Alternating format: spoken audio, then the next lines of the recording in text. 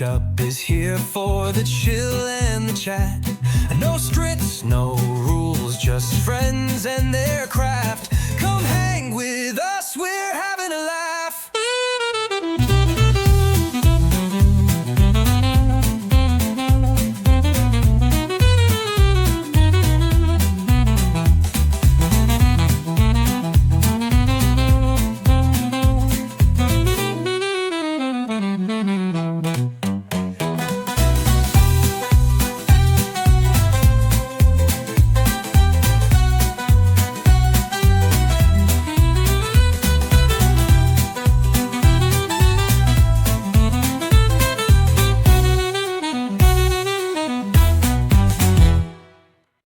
Welcome to the mash, shut up the lace to unwind. Three pals in a circle with music on the mind. Pour a glass of scotch and let the good times flow. Shoot in the breeze on the late night show. It's the mashup where the stories collide. Music and whiskey with laughs on the side. Guests drop by, we keep the vibe. Let's take this for a ride.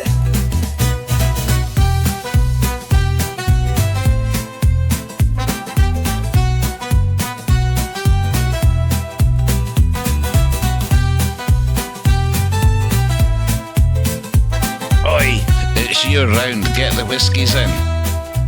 So pull up a chair, let's stir up the chat. The mashup is here for the chill and the chat. No scripts, no rules, just friends and their craft. Come hang with us, we're having a laugh.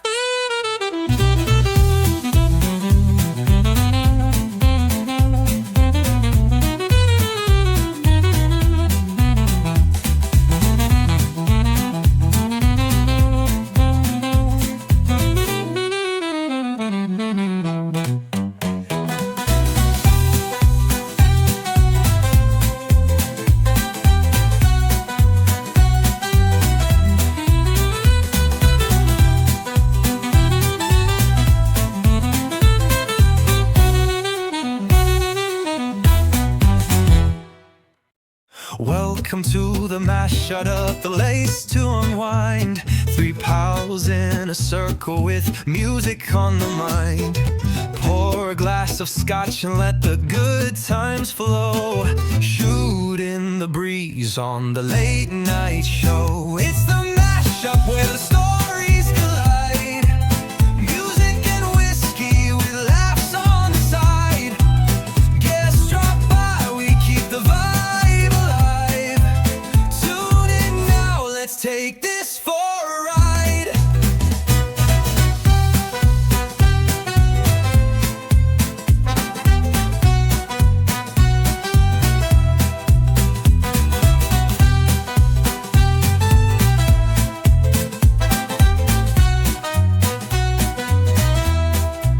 So pull up a chair, let's stir up the chat.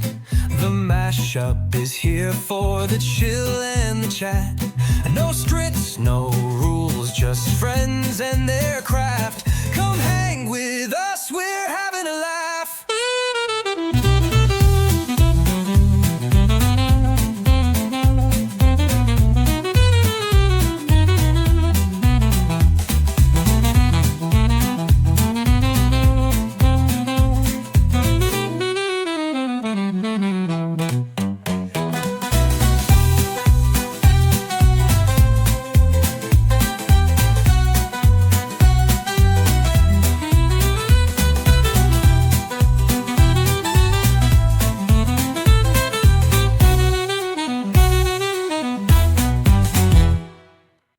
Welcome to the mash, shut up the lace to unwind.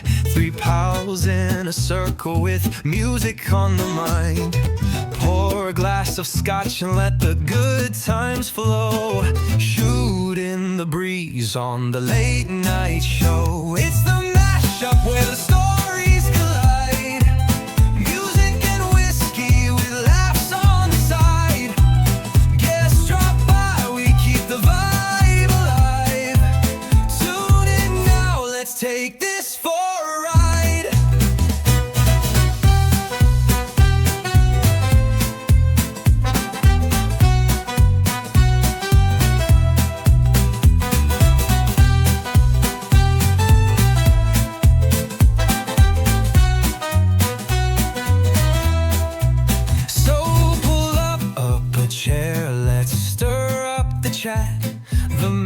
mashup is here for the chill and the chat.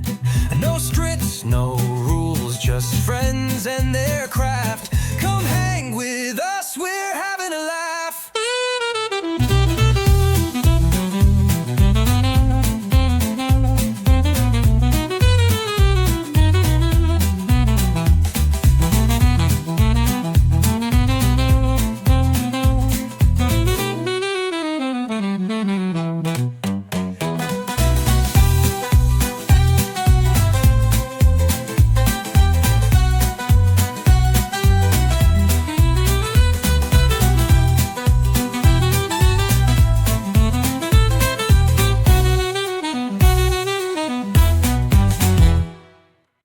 Welcome to the mash, shut up the lace to unwind. Three pals in a circle with music on the mind. Pour a glass of scotch and let the good times flow. Shoot in the breeze on the late night show. It's the mashup where the stories collide. Music and whiskey with laughs on the side. Guests drop by, we keep the vibe alive. Tune in now, let's take this for a ride.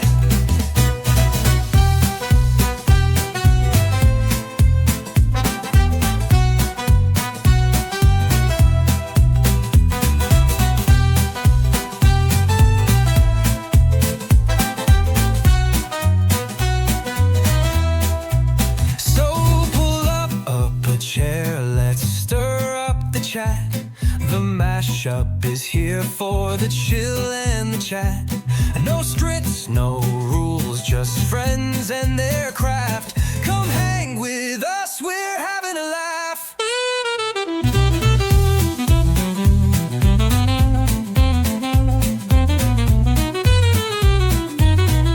Oi, it's your round, get the whiskies in.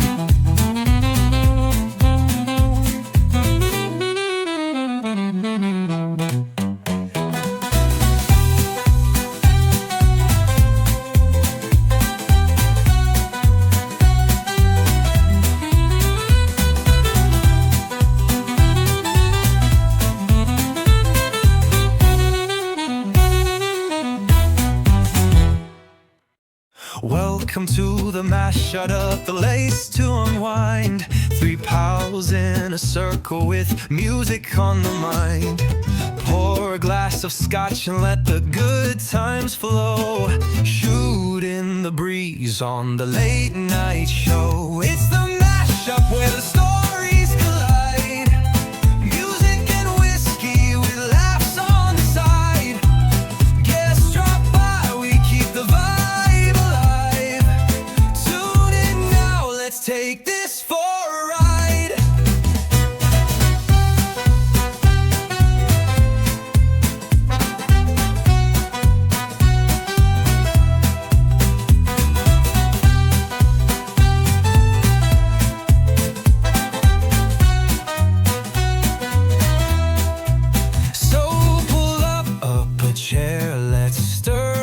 Chat. The mashup is here for the chill and the chat. No scripts, no rules, just friends and their craft. Come hang with us, we're having a laugh.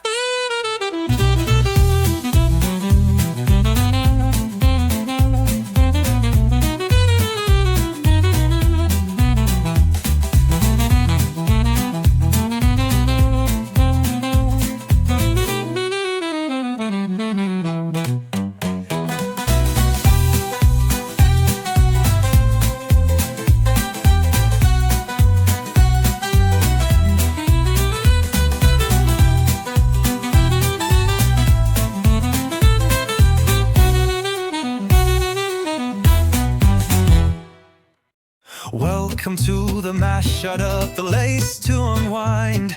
Three pals in a circle with music on the mind.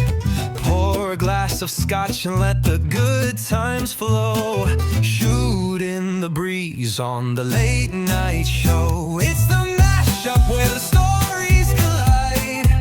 Music and whiskey with laughs on the side. Guests drop by, we keep the vibe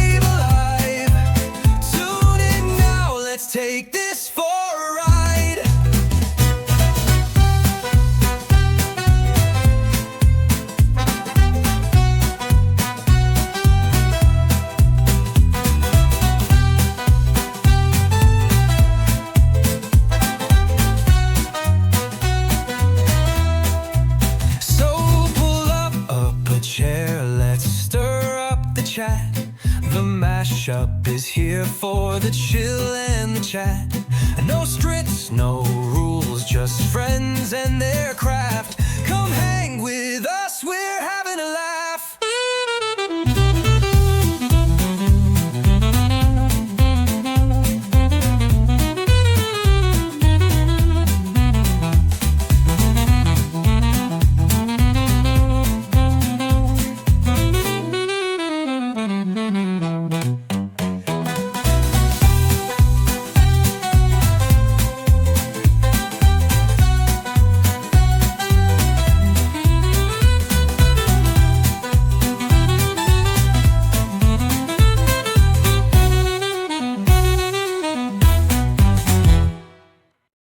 Welcome to the mash, shut up the lace to unwind.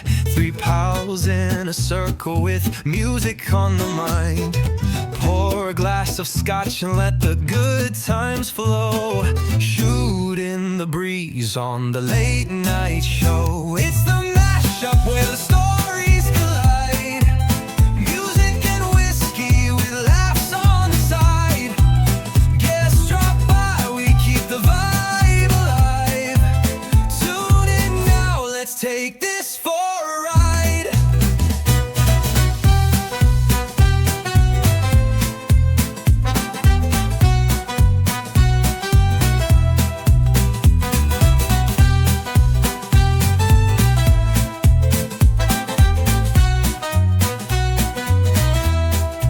So pull up a chair, let's stir up the chat.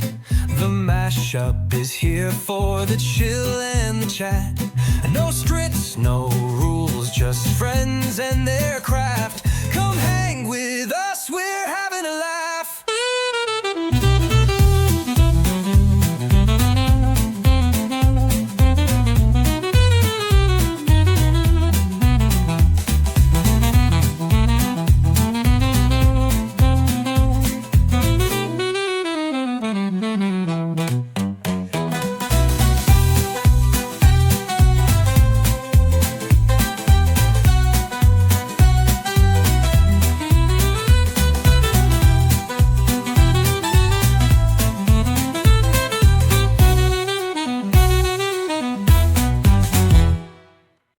Welcome to the mash, shut up the lace to unwind. Three pals in a circle with music on the mind. Pour a glass of scotch and let the good times flow. Shoot in the breeze on the late night show. It's the mashup where the stories collide. Music and whiskey with laughs on the side. Guests drop by, we keep the vibe. Take this for a ride.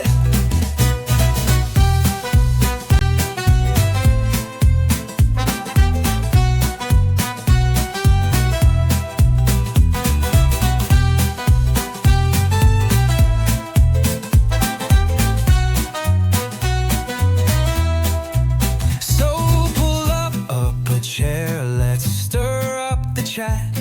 The mashup is here for the chill and the chat. No strips, no rules, just friends and their craft. Come hang with us, we're having a laugh.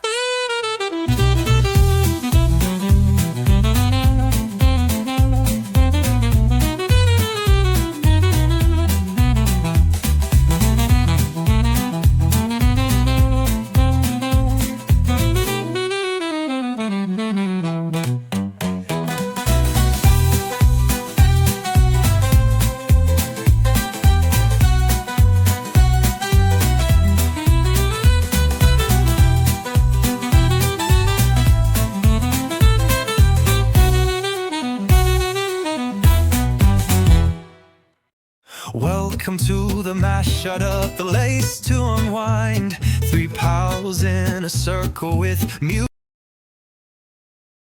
Pour a glass of scotch and let the good times flow. Shoot in the breeze on the late night show. It's the mashup where the stories collide. Music and whiskey with laughs on the side. Guests drop by, we keep the vibe. this for a ride.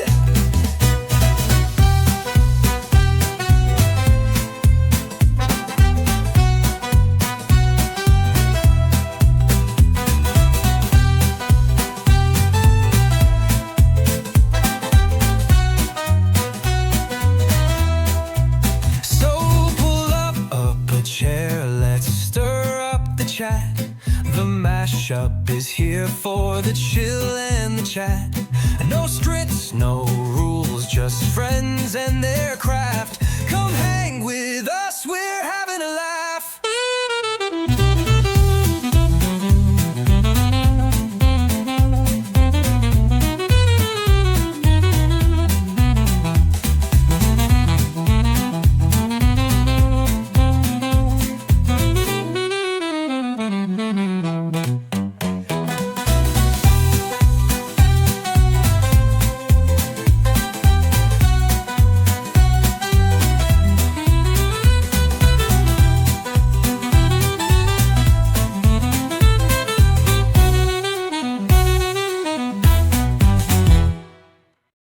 Welcome to the mash, shut up the lace to unwind.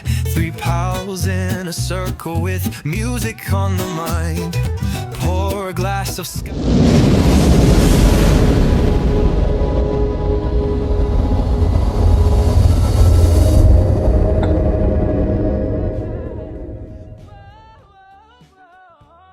And welcome in, ladies and gentlemen, Metal and Billy. Hey. Welcome in, folks. Hey. Great to How we see doing? everybody. What? What a good, thank you. stream we have tonight, folks, with the one and only Philly Idol from Devon, the UK, ladies and gentlemen. Welcome in, ladies and gentlemen. Oh, it's a pleasure to see everybody. You want to do a little roll call for us there, Billy? Would you like to do that? Yeah, look, absolutely. Who we got in? Want to say that I have seen Lou Vella. We've got Conspiracy Guru. We've got the Debstar. Debstar's in as well.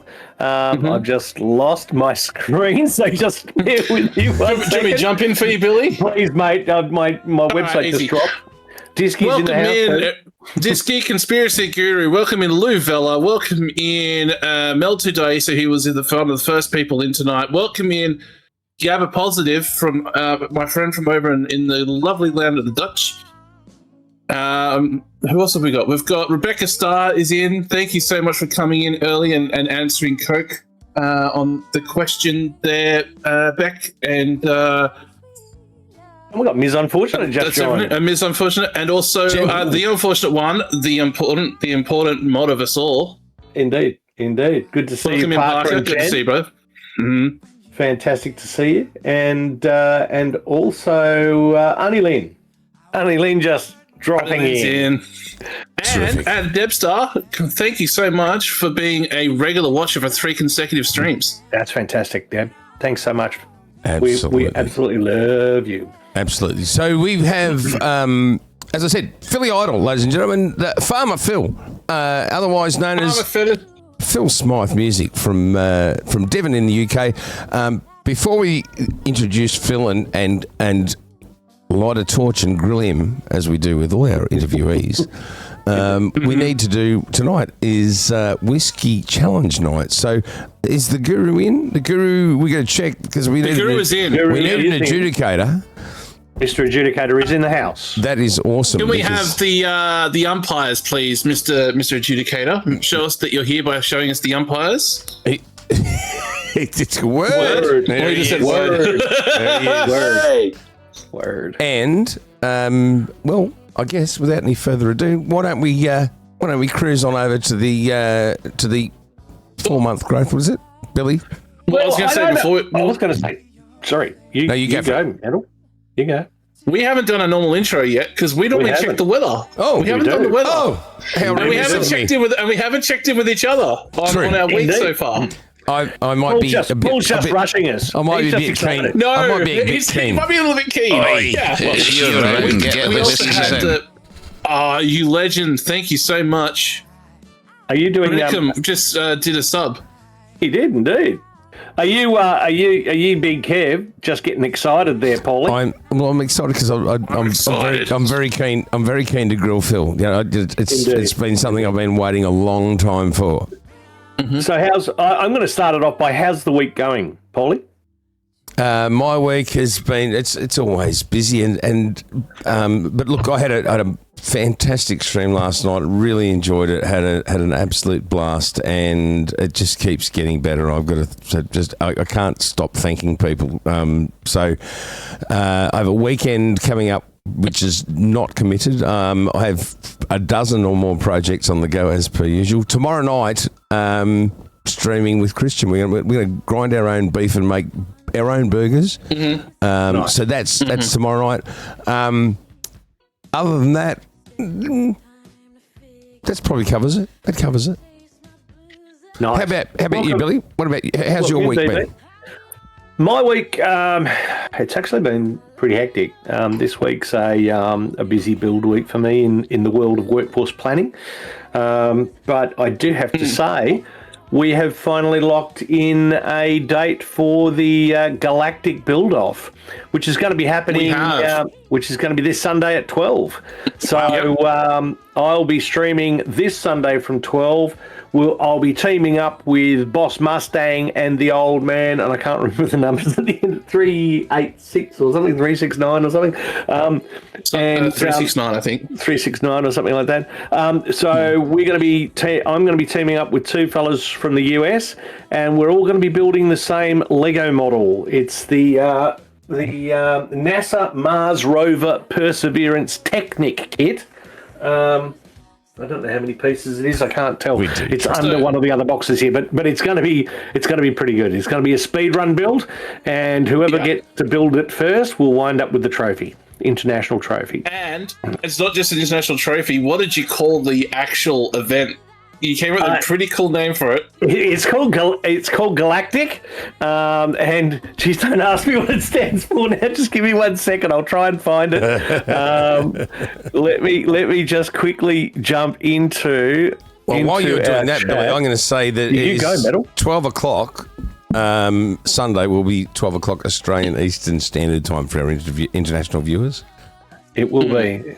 For those in America, I believe it's about if they're in EDT, it's like 8:30 at night. Way too early.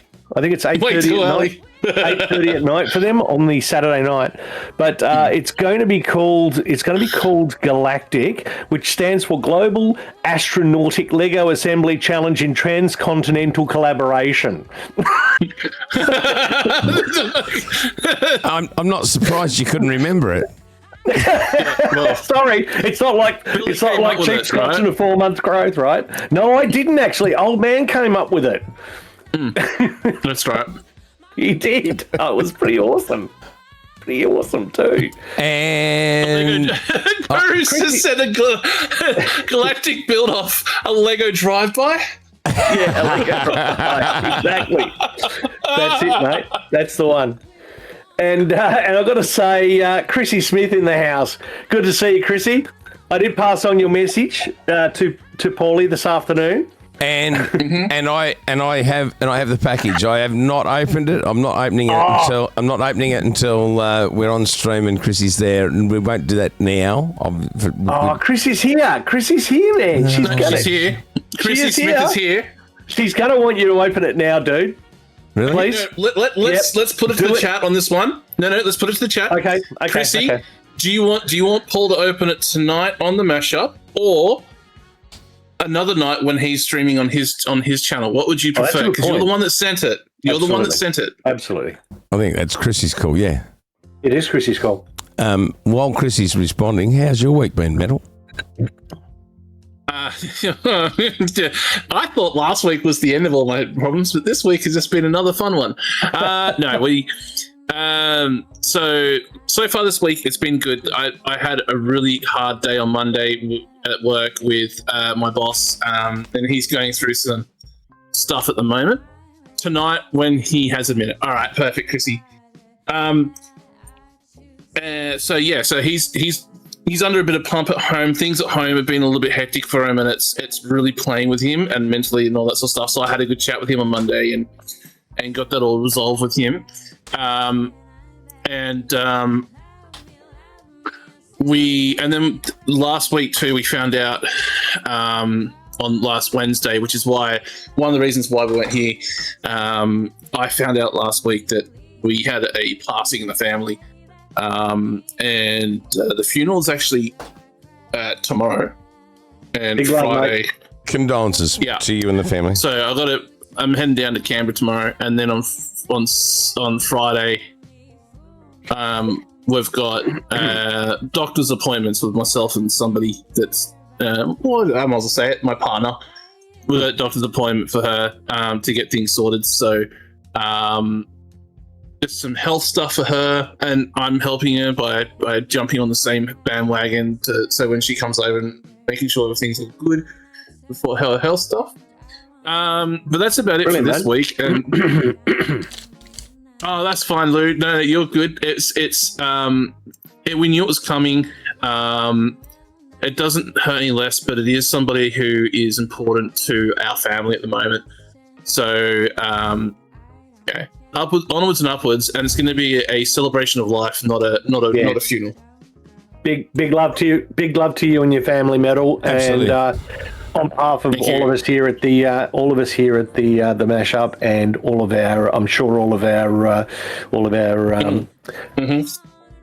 our community, pass on the same. I do have to say, Lou Vella, his quote goes down tonight as the quote of the night. I'm that excited about your guest tonight.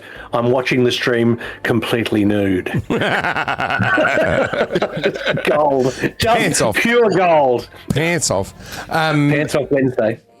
Let's Thanks, Guru. let's do the weather check-in. So I can tell you We've now already it is, had a few in. Have we? Good. Well, I can tell you that right now it is 11 degrees in Baronga, New South Wales, where I am. We have a low of 17, a high of 19 today, which was quite pleasant. It's always sort of misty and foggy in the morning, and then we get this lovely sunshine by midday. It's very, very cool.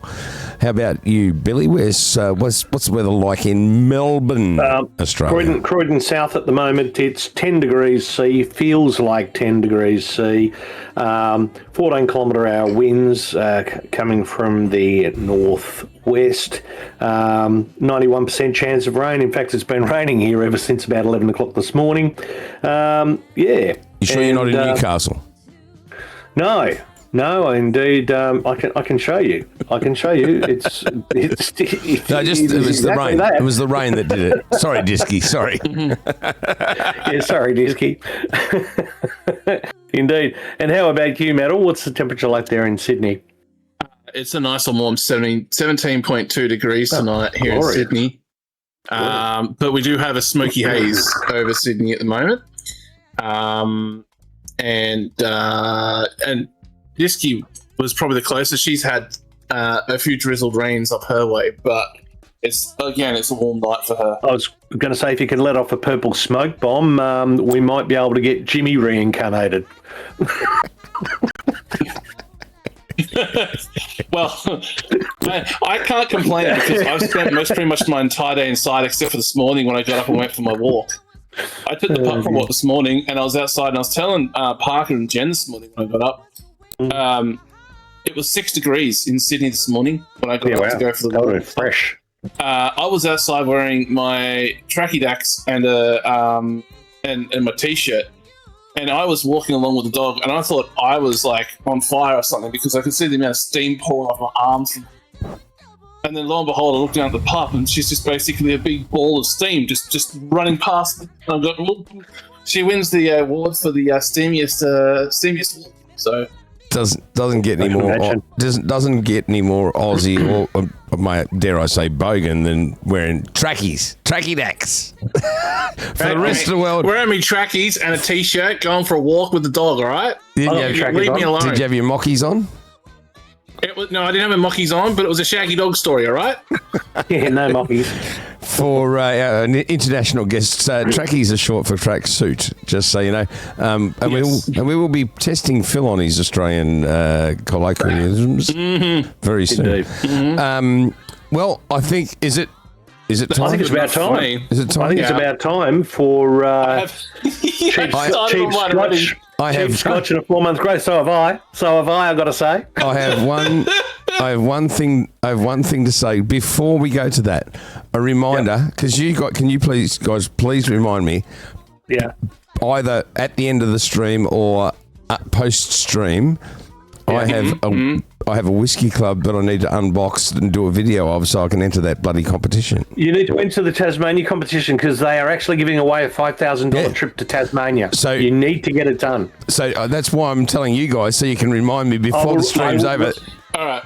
I'll remind you. I've just written a sticky note. Oh, good. Billy, don't stick it on the screen because that's really stupid. There's an app for that. Hang on. It's called the Map of Tassie. All right, let's do it. The beautician part. Let's do it. Hit us with the stinger. And a 4-month growth.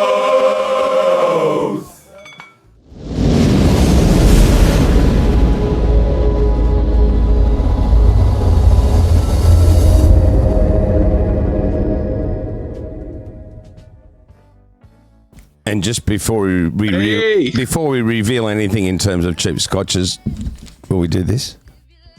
Let's do it. Let's do it. For Chrissy? Yes, please. For Chrissy, yep. For Chrissy, I have no idea what's in here, and Chrissy Smyth has sent me a parcel.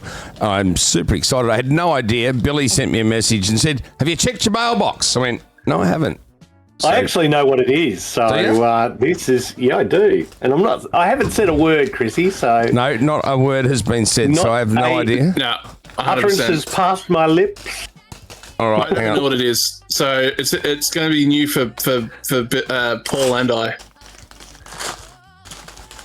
It's in a cardboard. I can see it's in a cardboard box. I know I mentioned it before, but DB2, thank you, and welcome in, hun. It is fantastic. Oh, rubber band. Yeah. One rubber band. It is absolutely sensational. I can't wait for Paulie's eyes. His face. A second rubber band. And Aileen's chopping at the bit. First of all, this is amazing. Fully idle. You don't know how long I've been waiting. I've been a white cardboard box. It's amazing. I've been waiting for one. Oh, it's great. I can't the bubble wrap, though. What about the bubble wrap? The bubble wrap is spectacular. But white cardboard box. It doesn't get any more pristine than that. Look at that. Look. See? Thank you very much, Chrissy. I appreciate that. What was that, mate? They forgot to tell us about the fucking wheels. How big are the wheels? No, what I got to tell you about is I got a 36-meter roll of bubble wrap delivered at work the other day, and it arrived, and somebody said, "Oh, can you drop this off with your boss?" And so I walked in and I said, "Where do you want me to put this?" And he said, "Pop it in the corner." Best 6 hours I've ever spent.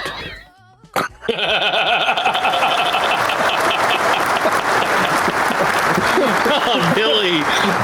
Hold on. You ready? Here we go. Yeah. Oh, more bubble wrap. Hey. Oh, hang on. There's multiple things in here. Hold on. So there is 1, 2, 3. Oh, I've dropped one. Hope it's not breakable. Don't drop. Now I'm getting tangled up in my microphone. Right. Okay. Number 1. More bubble wrap. If I'd realised. Hang on. Oh. Hang on.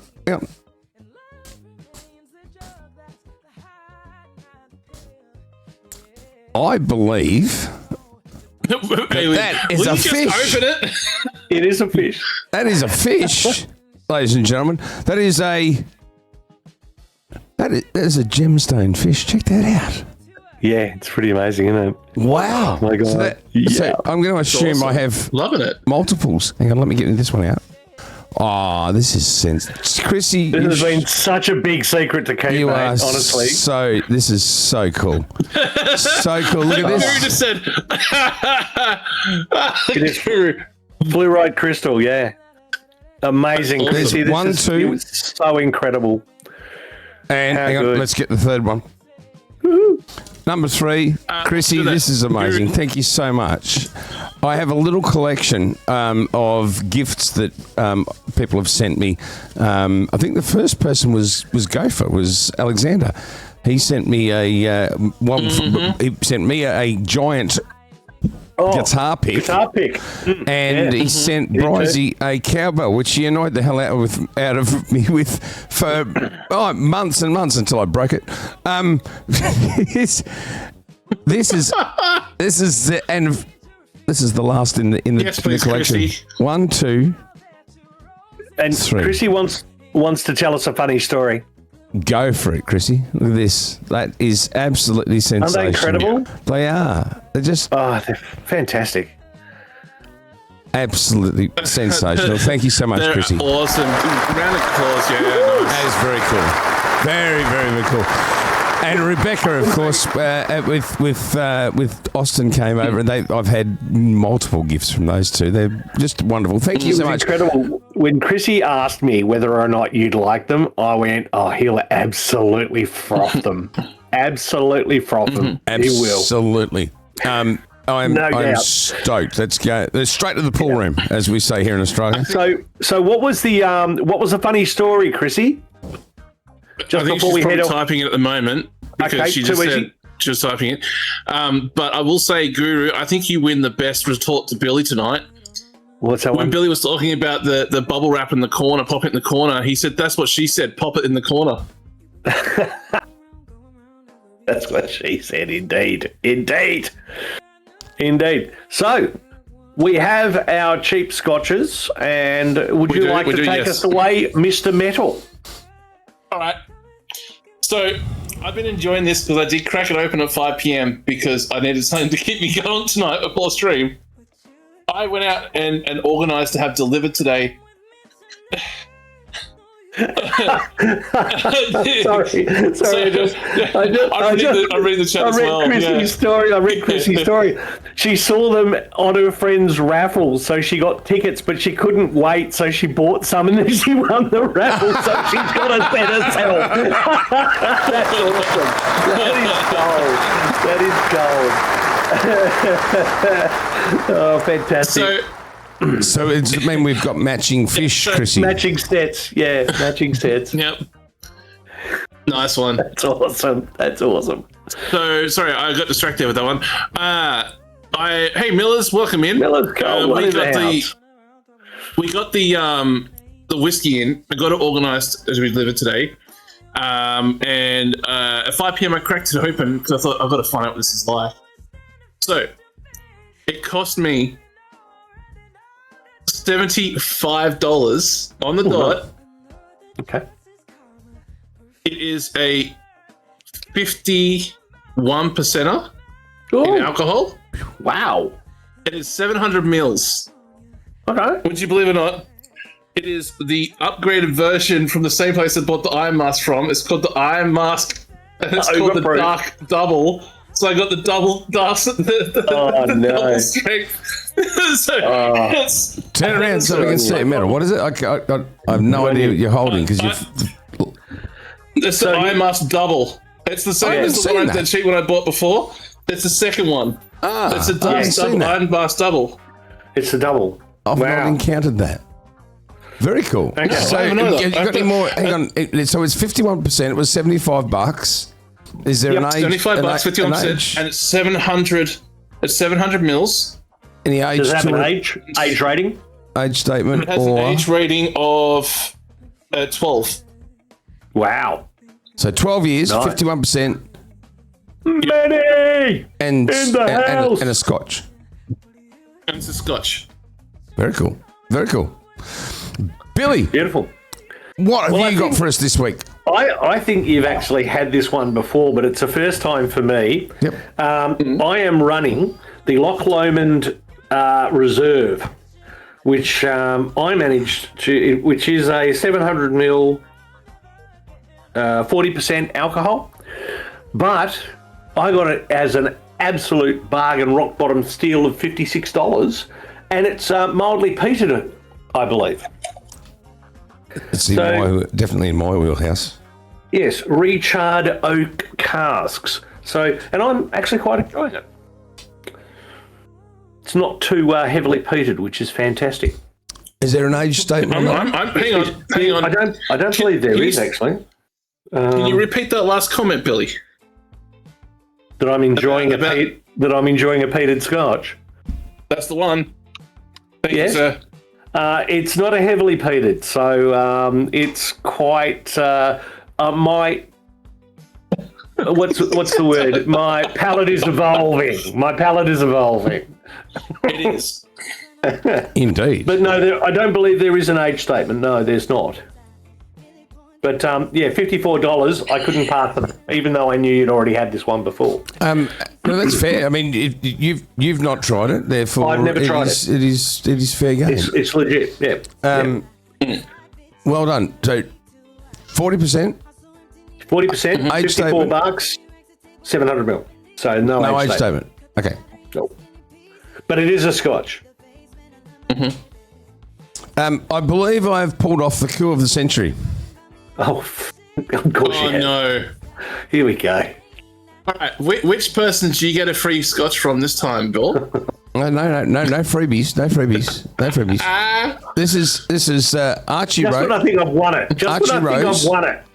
Archie Rose. Yeah.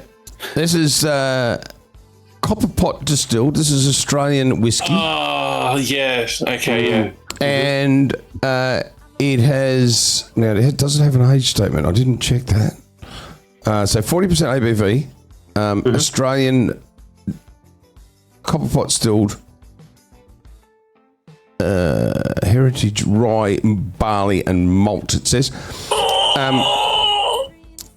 from the mines and stills of Archie Rose Distillery Company, Master Distillers.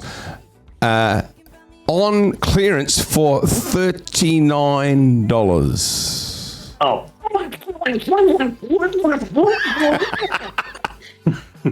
But does that? No age. Does that trump the 51%er? That's the question. Yeah, I think it will because you get. I think it's $2 per. It's 2 points per dollar under the 75, which I think I don't. If my understanding of the scoring is right, and I think it's only 1 point per percentile that you're over 40. So yeah, but anyway, we're going to find out really soon. Guru has scored me 22 points for my whiskey today, which has brought me down to a minus 38 points in total. So I'm still under the. And then he gave Billy 21 points. That takes you to minus 20 points. Okay. How do I know that's for me? Waiting. Because I went first and you went second. And no, I went gone third. I went first and you went second. Didn't you? Oh, did you go first? Okay. I went first because you asked me to go first. Yeah, you did too. Yeah, sorry. 22 points takes you to minus 38. Oh, yeah, I see. Yeah, sorry, you're right. Yeah. And you're on minus 20. So I picked you by 1 point on that. So that's a win for me. But I'm actually winning overall out of the two of us because I'm at less than negative. Yes, correct. But Paul's now on a total of 118 points with 36 points. A 36 pointer.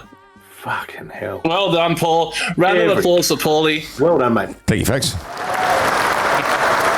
And we're going to have to go hunting.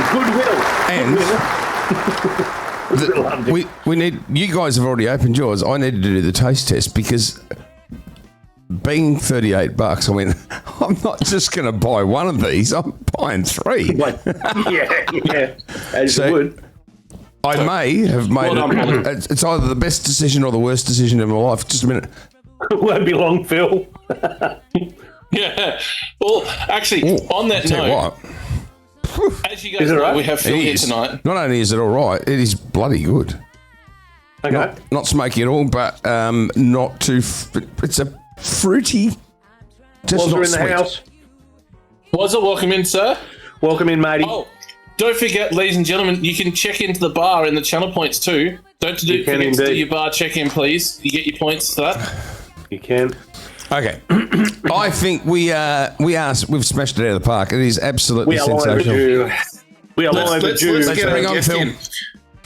All those in favour of bringing on Phil say aye. Can I say I twice?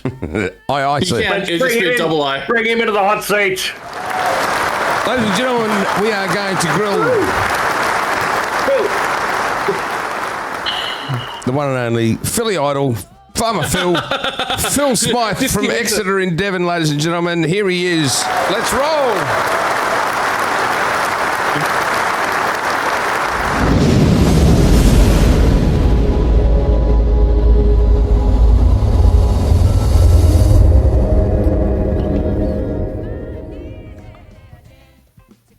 Ladies and gentlemen, Twitch partner, streamer extraordinaire, live performer. He does the whole lot. He does everything. He loops. He plays with bands. He's an absolute legend. He is Phil Smyth, ladies and gentlemen. Round of applause. Let him in.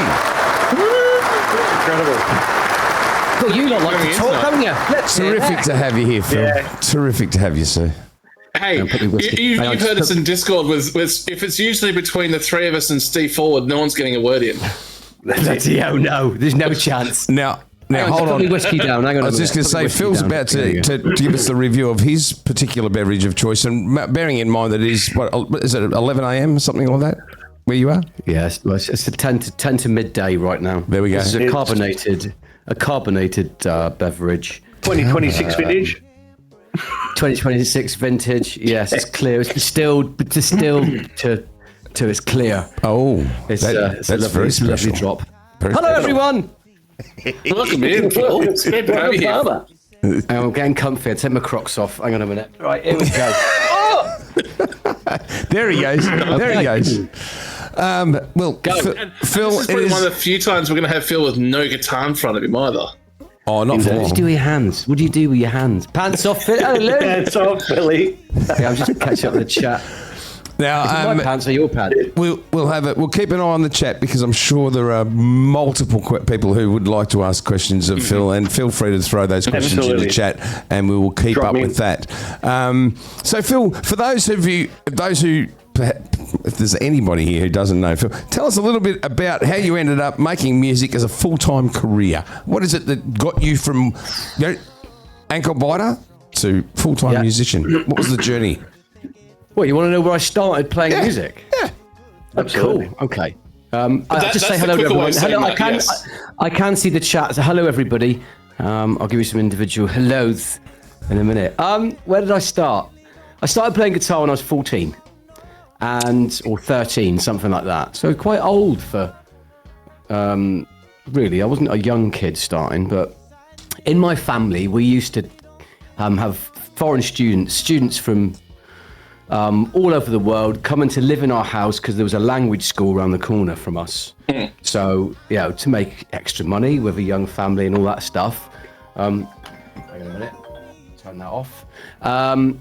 We used to have foreign students, and we had one guy come to live with us for 6 months. He was from Switzerland. And when he came, he brought a guitar with him.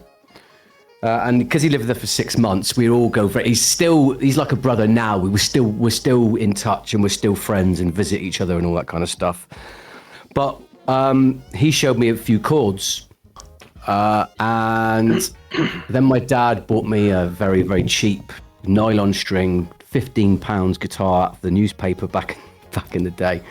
So I just played it. I just enjoyed it. And my friend taught me some simple John Denver songs and some simple Beatles stuff. And then when he left the acoustic. He bought an acoustic guitar from the local guitar shop so he could play while he was here.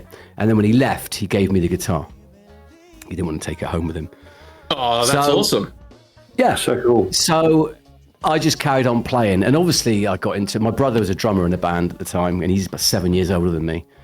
So I used to go and watch his band practices and go, oh, I'd like to do that. And then, I got into rock music because my brother was probably into it, and punk music and all that kind of stuff. So then my parents bought me an electric guitar when I was maybe 16. So I've been playing for about 2 years at this point. And then, in fact, it's this guitar here. It's this Kramer. This is the guitar. This is the guitar that my parents bought for me and surprised me on Christmas Day, 1990. Oh, wow. That's insane, dude. You've been surprised on your... your first electric guitar was a Floyd Rose electric guitar. That's a surprise. I'll tell you what, actually, my first guitar was a Marlin Sidewinder. It's like a cheap Strat copy that I got from the local guitar shop. And I remember being about 15, going in and saying, "Can I buy that guitar, please?" It said finance options available. And I said, I'll get finance. I've got a job. I earn £8 a week cleaning a bakery down the road from me. So I'll have that, please. And he went, "Okay, what's your job?" I said, I'm at school. He said, "You can't have finance." Like, what? I can't have finance. I earn £8 a week. Anyway, I think maybe my mum and dad got it for me, and or guarantor on the loan or whatever it was. So I had that. But when I got the Kramer, I was like, next level stuff. So that, coupled with my brother being in a band, I just, gravitated towards playing rock music, really. And then, is that enough for you? That's my beginnings, anyway. You can have as little explanation as you like, man. It's you're answering the question. We do have a question from the audience. Do we? Go. Yes, we do. We do indeed. Auntie Lynn has asked us, Phil, how's Monty? How's Monty? He's doing all right. Shall I find him? Indeed. Believe it or not, all my studio stuff I've actually had taken down for a while because I've not been streaming. You may have noticed. I've had it all taken. I'll tell you what we're going to do, because it was very remiss of me not to do this at the beginning. While Phil's doing that, here's a little clip. This is something Metallica put together. So while Phil's getting that organised, here is Philly Idol, ladies and gentlemen, at his finest on Twitch. Let's do this. And thank you, Metal. Absolutely. My pleasure, boys.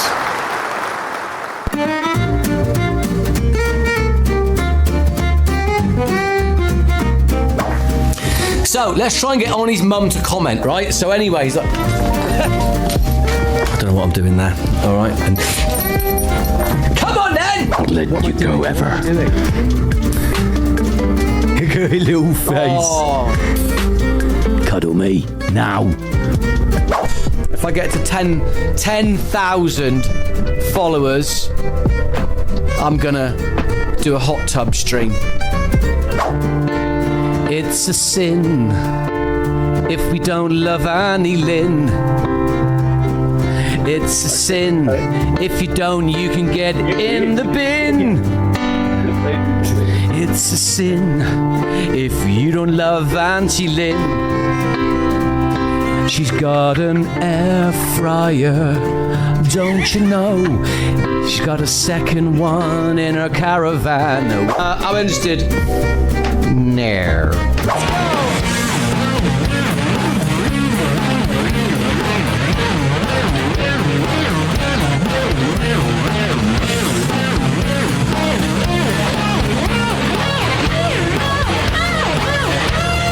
Hey now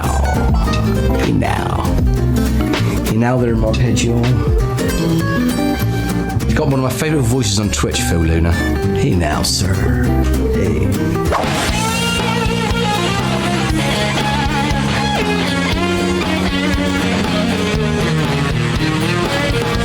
From Canada, yeah, he loves his beavers. Sir Crescent, he's from Canada, yeah, he loves his beavers. That's the problem. That's the problem with this. Everyone leaves. Everyone leaves. My mum was in a care home, and when I used to go down, I used to say to her, "What have you had for your dinner?" And she just said, "It was rubbish." "What did you have for dessert?" She said, "That thing with custard." "Do you know?" I said, "I don't know. You have to tell me." She said, "You know what it is, that thing with custard." I said, "What?" She said, "Dirty dick." I said, "It's not dirty dick. It's not dirty dick, Mum. It's spotted dick." Because it was fruit. She said, "I don't care whose dick it is, I'm not eating it." Day. DB2, not DB3 or or DB1? It's DB2, not DB3, or DB1, or DB2. It's DB3, or DB4, not DB5. DB2.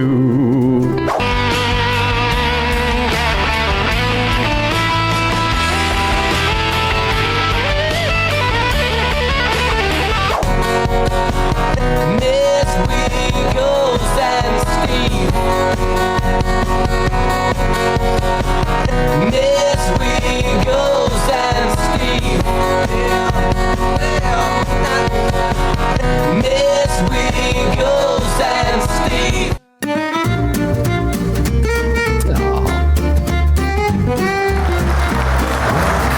So let's try and get Ollie's mum to comment, right? So anyways,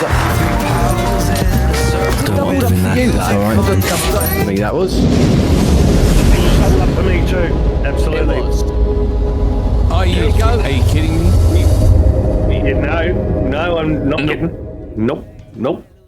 And the other thing was that right through the middle of that, I got a jump scare and I had my mic off. So Heather's come in and she's going, "Oh, at least I scared you." And I went, "No one heard it, mate." had the mic muted.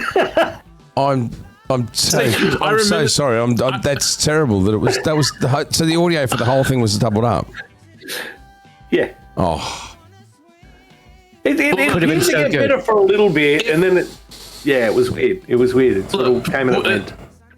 I think the best way of putting it is the copy of this has been sent to Phil. There'll be a copy of this in Discord for those who want to hear it without it being doubled up. It will be available there. So thank you very much to Phil. That's going on my Instagram. That's going on my Instagram, that, mate. Thank you. Thank you, Phil. And thank you, Metal, mate. We have had a couple of questions. We have had a couple of questions come through. Obviously, there's Monty, by the way. There you go. He lives now he lives near Hazel's Crochet Corner. So he's kind of retired. He's fed up with rock and roll. All right. So the first one is from Conspiracy Guru, Cecil Smyth wig story with all the details, please.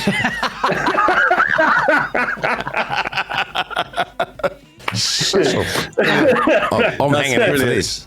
You want that story? Yep. Oh yeah. Yep. Absolutely. All right. My dad, back in the day, he was a professional footballer, right? Played for the local professional team here, so that's why we all live in Exeter and Devon, because he played for Exeter City. When he quit that and he was looking for a job, he got a job as a prison officer, prison warder, and was obviously, he'd lost his hair and he was obviously quite sort of worried about it. So transitioning between the two jobs, he went and bought a very, very expensive toupee to the point where you would not have known. It was he spent a lot of money on this thing. Went to London. It's a London wig. That's how good it was. Anyway, he went off to a young offenders prison to work for a couple of years while he was training, and he wore this wig every day. No one knew at all. Nobody had a clue. And then one night he went out in the prison officers club and got exceedingly drunk and was late for work the next day, and banged the wig, clipped it all on and all that, and had to take the PE because he was a physical training instructor, being an ex-professional sportsman, and he was told to go in goal, and one of the prisoners kicked this football as really hard and it hit him on the head, and this wig basically did a sort of 180. It span around on his top of his head. It sort of ended up all like he had a mullet down his face, like, you know. Oh, he had to. It was funny, man. All the prisoners were like, you can imagine what it'd be like. What all went around the prison straight away, you know. Mr. Smyth's got a wig. Yeah. It was Mr. hilarious. Smyth's he's got a frollet. He ended up just taking it off. You know, there you go. Frollet. That's awesome. And the second question, that's an awesome story, Phil. That's absolutely awesome. And thank you, Conspiracy Guru, for asking that question. That's awesome. And the second one is from Wazza. How's Mum and the family? Wazza. How's Mum and the family? Family are good. Family are real good. We've had a really good week, actually. My wife, Hazel, for those of you in the know or don't know, she is a community nurse in hospice care. So she deals with end-of-life care. She goes around the community, in houses and looking after families, helping people live, basically, not die, live, as she says. But she just passed her degree. So she's got a full degree to go on to be a prescribing advanced nurse practitioner. Oh, wow. So on Wednesday, what day is it now? Wednesday, isn't it? On Monday, we went to the local university where she was presented with her degree. I'll put a video in my Discord or Discord, and you can see it. So, a real big achievement for her because, she's struggled. She's dyslexic and she's had to work super hard to pass this degree because she wants to, do good in the community. So that's Paulie. been... Push the button, mate. Applause. Applause, Billy. I was waiting for him to. I didn't want to step over him talking. It is absolutely fantastic. Well done to Hazel. It's really good. We're sensational. all really proud of her. Congratulations. And we are here in Australia too, mate. We are here in Australia as well. And thank you to Lou Vella for the gifted sub to Annie Lynn. Absolutely. Awesome, mate. Thank you so much. Yeah, thank you, Lou. Legend. My job's going to be easy tonight. Brother Pete in the house. Brother Pete. Okay, so let's crack on. Just quickly on your nicknames. I mean, we've got Philly Idol, we've got Farmer Phil. Give us the background on those two. Most of us are going to know. Their card. It only started on Twitch. I know. I think probably it was Steve. I don't know. I can't remember. I think because Philly Idol, because I play, I like playing some Billy Idol tracks, I suppose, and maybe it came from that. Farmer Phil was definitely Steve, no doubt about it, because he's put the tractor up and all that stuff, didn't he? Absolutely. The tractor thing that went across the screen. Nobody would know what the hell Farmer Phil is out in the real world. IRL, as we call it. IRL. I think from purely online, but I think the chat would agree that it's farmland. Absolutely, I think the chat would agree that the reason you're Philly Idol, mate, is that you do White Wedding better than Billy Idol does himself. That's just an observation. I'll second that one. Yeah, I think the other one for Philly Idol too was the. I was trying to find it for the clip to add to that one. Was the scene of where someone rated Phil. And I think Steve did Philly Idol, but Phil used to have it on his stream where the Farmer Phil on Abbey Road would actually come across the Abbey Road. Oh, yeah. Crossing and continue on. Yeah. It was well timed. Yeah. It was so well done. But I couldn't find a clip of it. So I'm like, oh, damn it. Oh, it's a shame. I'll have to look for it. I don't know if I've got that anymore. Phil, we talked about you. How you got started in music. When did you decide that music could be a career? When did that come about? And what were you doing as you were transitioning? Great point. Well, when I've been playing, so we're talking late 90s now, I got involved in like a functions band, wedding band, and at the same time, so I go off and play anywhere and everywhere. And also, I joined my brother's rock band. So we'd go around the county, playing gigs, playing proper rock, like the stuff that I would do with the backing tracks on Twitch. That was my first band, really. And so I got sort of like gig fit doing that. I used to play gigs everywhere and everywhere. Who's dropped their card? And then I joined an originals band. And we got signed to BMG Sony over here, development deals. So we wrote an album and we did a few, we went to America a few times and all around the country. and I had a publishing deal and all that kind of stuff. So I kind of saw that side of it as well. So that I did that as a job for a few years. Then then it all fell apart. It kind of didn't work out. And then once that finished, I was like, I don't know what am I going to do now? So I got a job for a while. I did a lot of temp jobs, as it were, just admin, because I had no clue really what I was going to do. I started playing a few gigs around locally. I didn't even play guitar. Once the Originals band fell apart, I didn't even play for about 18 months. I just couldn't face it at all. So once I started getting the sort of feel for it again, I started playing gigs. I had a job working at a Printworks, local printers. What was it? Is that funny, is it? Sorry. I'm keeping a watch on the chat. I'm sorry, Phil. I just, right, mate. Yeah. No problem.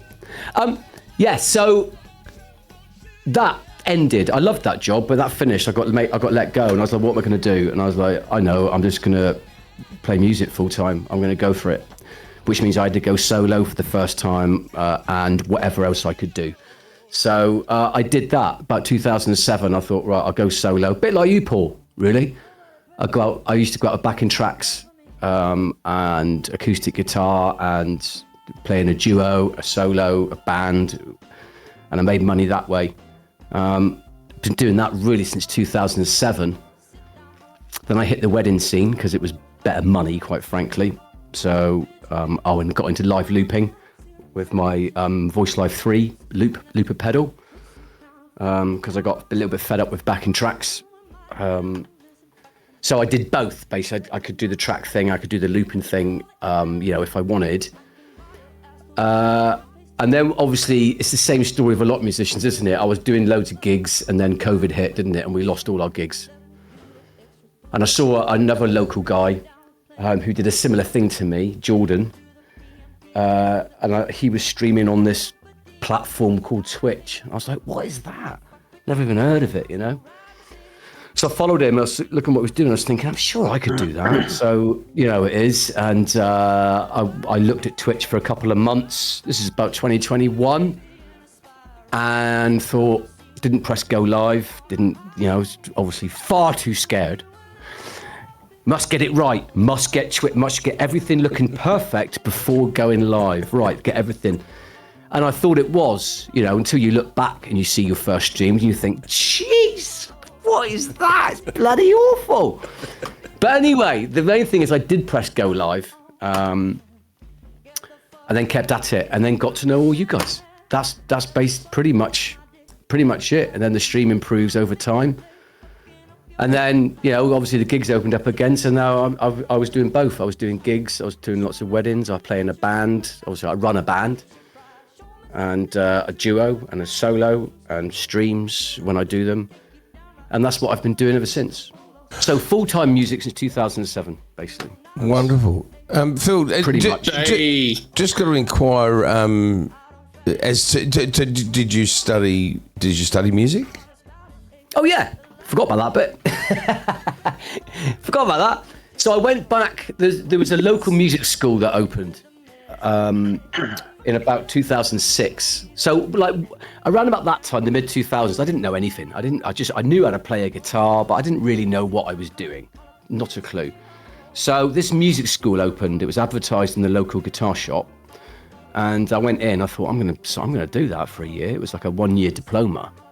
So I decided to go and study it, which I did, and it was a good decision because at the end of the course, they asked if I wanted to be a teacher and come on board and teach. So I was like, yeah, okay, because you need many strings to your bow. So I started teaching there, and that lasted about 12 years. So I'd teach, one-to-one. I'd teach classrooms of 20 kids. So I did that until I got fed up, and the schools closed down. So I got a diploma, got to know a bit about what I'm doing. Still not loads, but enough. And then that closed down. But I'm not teaching at the moment because it's not really what I want to do. So, So you were teaching theory or practical? yeah, theory, technique. Yep. Little bit of songwriting, a little bit of live performance workshops. So teaching kids how to perform on stage etiquette, everything from how to fold a lead to how to hold a mic to how to perform on stage to how to learn a song. And you get graded on that. That was part of the syllabus, Was that was So I did that for years, man. I did it for years. Sick. That was so cool. and that was your. I think that Who's dropped their card? correct me if I'm wrong, but that was your last job before you went Yeah, I suppose. full time. Yeah. with music.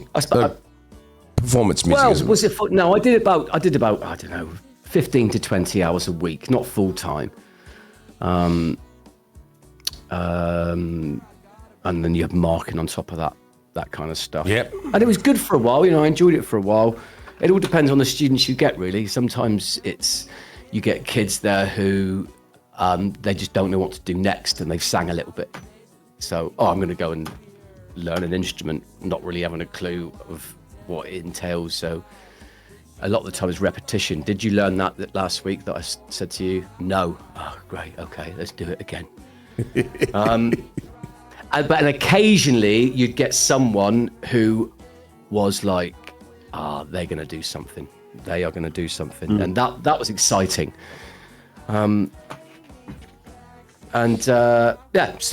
you get a mixture, In the end, I just didn't enjoy it anymore, So I just quit. That was it. They wanted to reduce my pay as well. After being there 10 years, they said, we haven't got much money now. We have to reduce your pay. I'm like, I'm not staying for that. No way. There we go. What an increase. So I ordered the fiver. So that was it. That was the decision. I thought, that's it. I'm leaving now. I'm going to go back to playing gigs and streaming. Yeah. And I have a little bit of experience in the teaching field, so I have an idea where you're coming from, and it can be the most wonderful thing in the world, and it can also be heartbreaking depending on who's standing in front of you. Did we have there's a question, I think, from the chat, guys? Did someone pick that up? There is, yep. Yeah, go for it. Yep, there's some ones in the chat. So we had Lou Vella. I'll go to his first because his is the closest one to the top. He was asking about why you stopped streaming, and was it to do for a while, and then was it to do with IRLs? There's a few reasons, really. One, I was doing a lot of IRLs, and I was finding it difficult because there's only so much you can sing. There's only so many days you can sing for hours on end. And if I was doing streams 3 times a week and then 3 gigs a week, before you know it, I was getting to the weekend and I'd be all tired out. And because streaming was great when I wasn't playing gigs, because it was keeping me in practice and keeping me singing a lot without the added pressure of doing IRLs. So there was that one. 2, I don't know, it kind of felt a little bit like diminishing returns streaming. I don't know, you've got to really, really love it. And I did love it for a long time,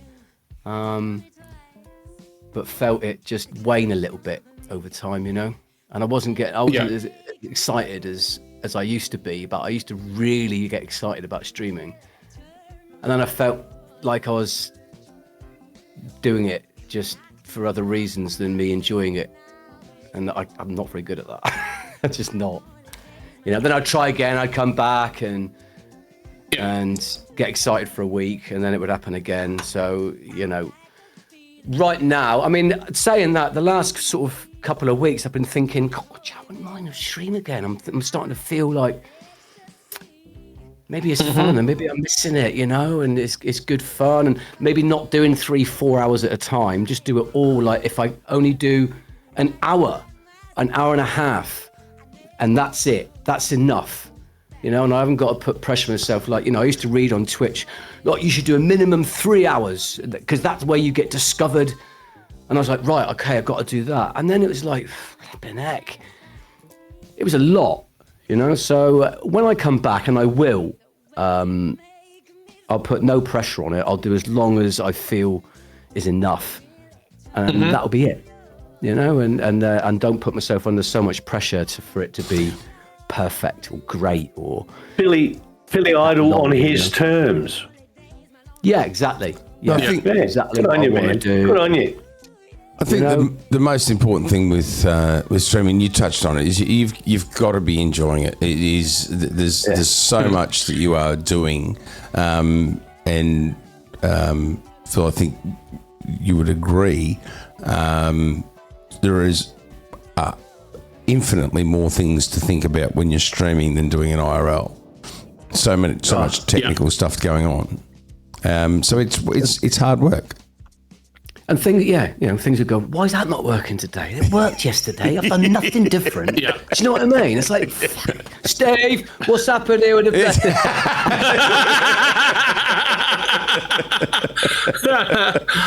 Well, Now I have to jump in here and apologize. Yeah. I have to apologize too. When you were talking about your teaching and everything, and I started giggling. Fine, mate. So what happened was in chat. I'm just going to recount this one. I was telling the guys before the stream that I've updated the hug command to make it do some random outcomes. And of all the outcomes that happened, Lou tried to hug Auntie Lynn, and apparently the bot decided to make him sound like he dropped his entire drink onto Auntie Lynn's new frock. Probably not. I think the best thing was that Auntie Lynn said, and that was my favourite frock. and I responded by saying, it's okay, Lou Vella will pay for it to be dry cleaned. I just saw in the chat, interesting. I just saw Lou's put Pete Northcote went through the same thing and just returned. He had 6 months off. Yeah, exactly. Yeah. He's had 8 months off and then just returned back. Hey, there's a Hezcat. Terribly sorry, Phil, but we have an interloper. Catwoman has just Right on arrived stream right now. Oh my and scared the living daylights out of our heart patient here.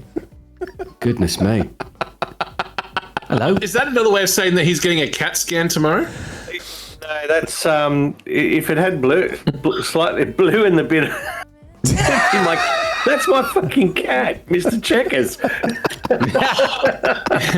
Thank you so much, Rebecca Starr, for capturing that another great Billy moment with the clip command. Thank you, guys. Thank you, H. Thanks so much. Thanks, H. Thank you. Thanks so much. Next, go on. And there is a question from Rebecca as well. Yep. There was a question from Rebecca. Have you tried There Vegemite? was one that's about Vegemite. Indeed, it is. I knew what it was. Indeed. Yeah. So, Phil, Rebecca Starr wants to know, have go you on. tried Vegemite?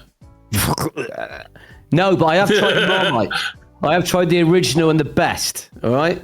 You can. Ooh. We've had this Listen, conversation. I can't have this Marmite versus Vegemite debate again.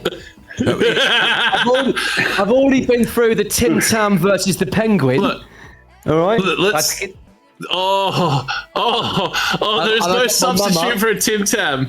I got my there is mum no up to do substitute. I blindfolded my mum. I bought some Tim Tams and Penguins and made her try them both, and we did a full stream of taste testing, blind taste test. And what did she choose? Tim Tam. The Tim Tam. Yes. Absolutely. Hey, Phil. So the next time you or your mum decide to do another Tim Tam challenge, please make sure that you get her to try the Tim Tam Slam challenge and see if she still thinks it's great after that, because I think she'll love it even more. What you do is you get a Tim Tam and you bite the opposite corners of either side. We did it With a hot cup We of did tea. it, a cup of Okay, tea. did it? Yes. Yep. Someone told me about it. Perfect. How to do that. Tim Tam Slam. What's that again? Oh, someone in the stream said you got to do the slam dunk thing. They taught me. It's quite possibly it might have We been wrote it out Bryson. in a diagram. This is what you have It to might do. be This Bryony, is where you yeah. bite. This is where you bite the bit and then you bite the bit, and wrote it down. And sent me it on Discord. I was like, okay, let's do this. Yeah, penguins are the best, no doubt. Everybody chose a Tim Tam. I couldn't believe it. Let me guess, the penguin just fell apart in the tea? Oh yeah, Phil, moving forward, I have a question for you regarding your musical influences. So, can you give us a rundown? Who are your biggest influences musically? When I started off, like formative years, when I moved from acoustic to electric guitar, first off, I loved the Sex Pistols so much. I was playing John Denver and Lionel Richie and all this kind of stuff, strumming chords, and then I heard the Nevermind the Bollocks album. I don't know if you know it or not. Yeah, absolutely. It was a seminal album over here anyway, because my brother had the vinyl. Great I album. heard it and I was like, oh my God, the power of that. And I instantly just absolutely obsessed with them. I loved them so much. Bodies. So I would play punky stuff a lot. And then I discovered, all through my brother really, my older brother, Live and Dangerous, the Thin Lizzy album. And that led me into like classic blues rock really. And then, so I loved Gary Moore, Scott Gorham, Brian Robertson, and all that era of guitar playing. And then as I moved on through that, so I loved Jeff Healey at the time. I remember I loved Lynyrd Skynyrd at the time. I remember that really well. Freebird's a bit of a meme now, isn't it? But like the first time I heard it, I was just like, I was gobsmacked at that, Blown away. It was just brilliant. And then I suppose my favorite guitar player really over the years has been Nuno Bettencourt, Extreme. I love Extreme. I just think they were. Extreme is good, yeah. He came up on a top 10 most underrated guitarists thing on YouTube that I saw recently. Came up, featured very It prominently. does not surprise me. Amazing.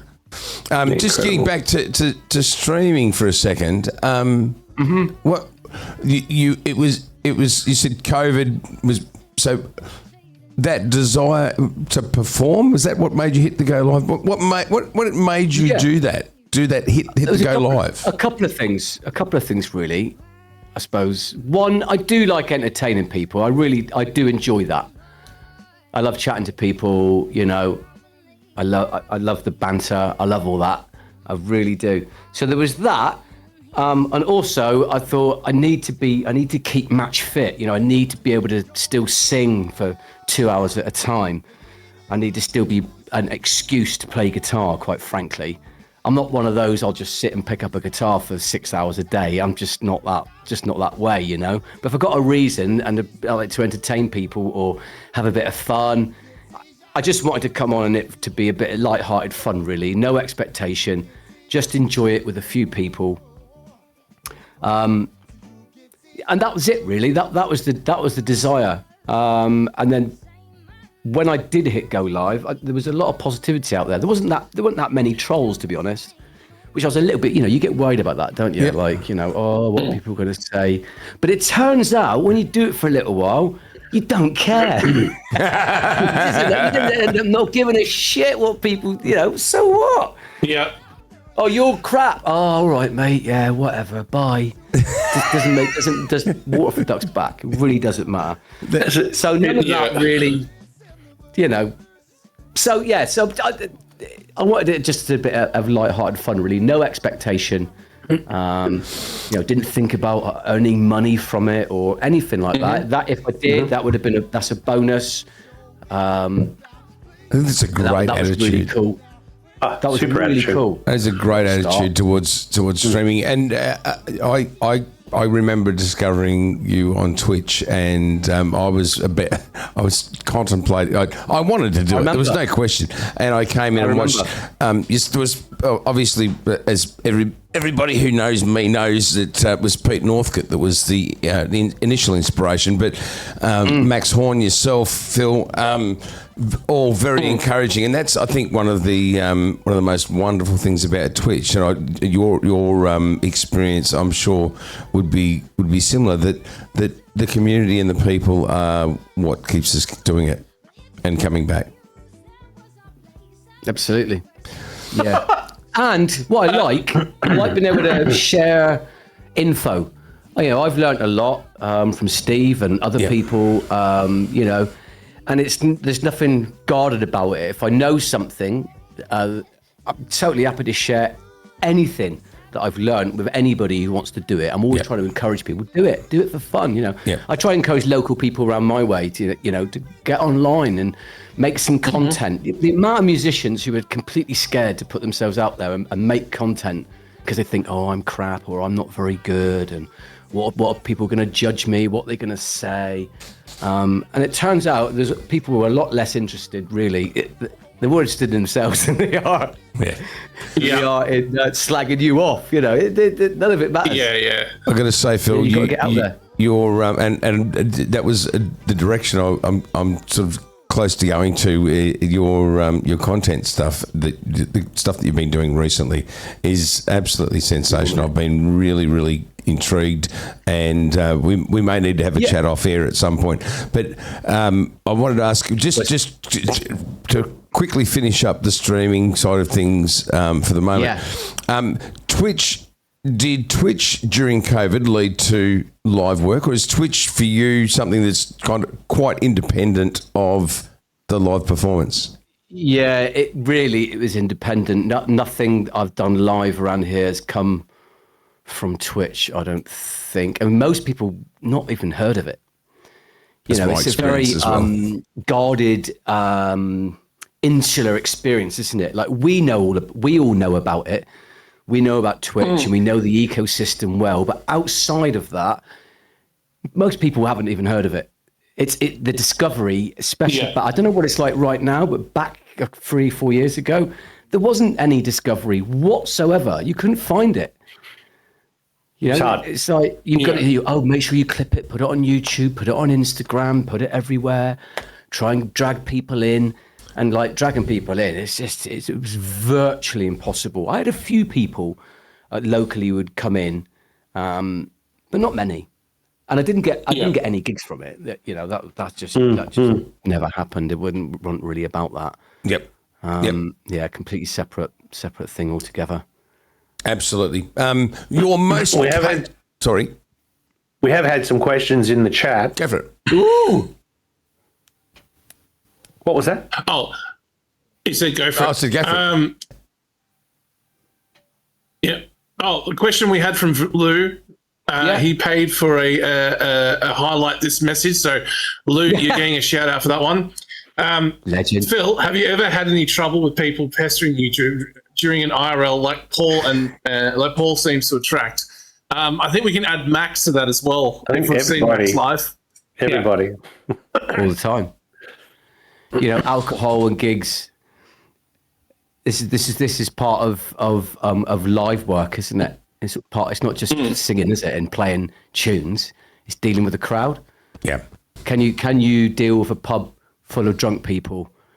Can you deal? I mean, in my case, I would do that a lot. Can you deal with a wedding crowd who aren't paying you any attention?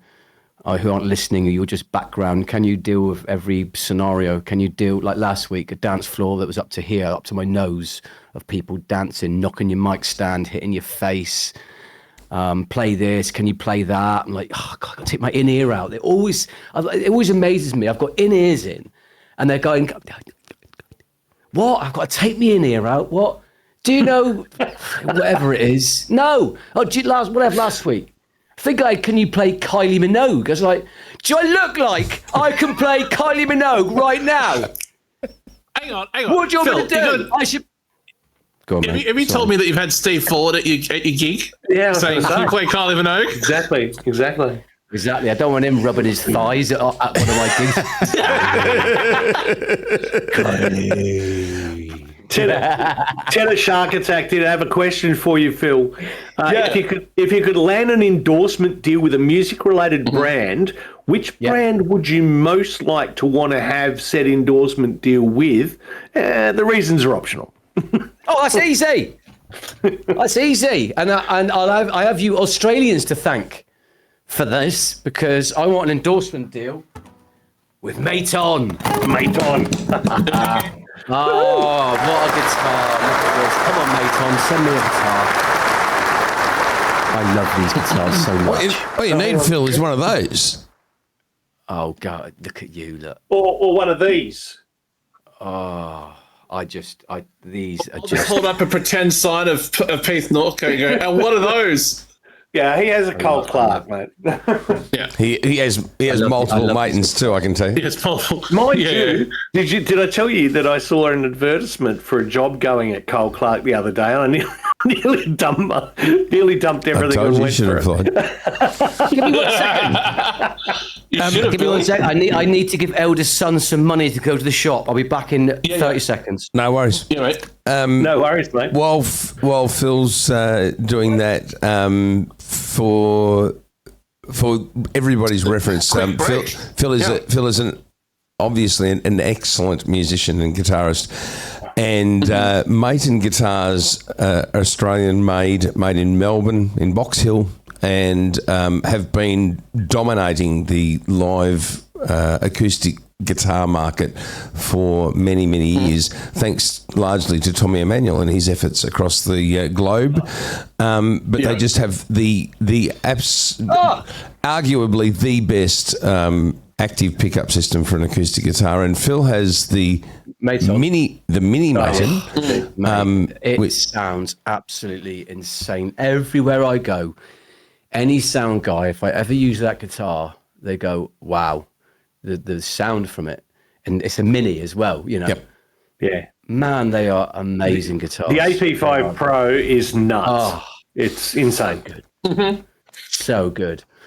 Highly recommend it. So easy to play. I love these minis. They're fantastic guitars. They really, one of these days I will buy one. I think. Honestly, I must have done 1,000 gigs with this. Can you give it? I was going to say, give us a demo. Oh, here we go. Hello. You got a friend in me. You got a friend in me.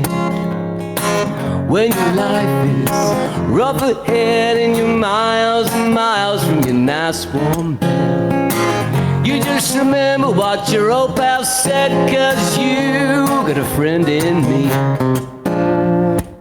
Mash up. You got a friend in me.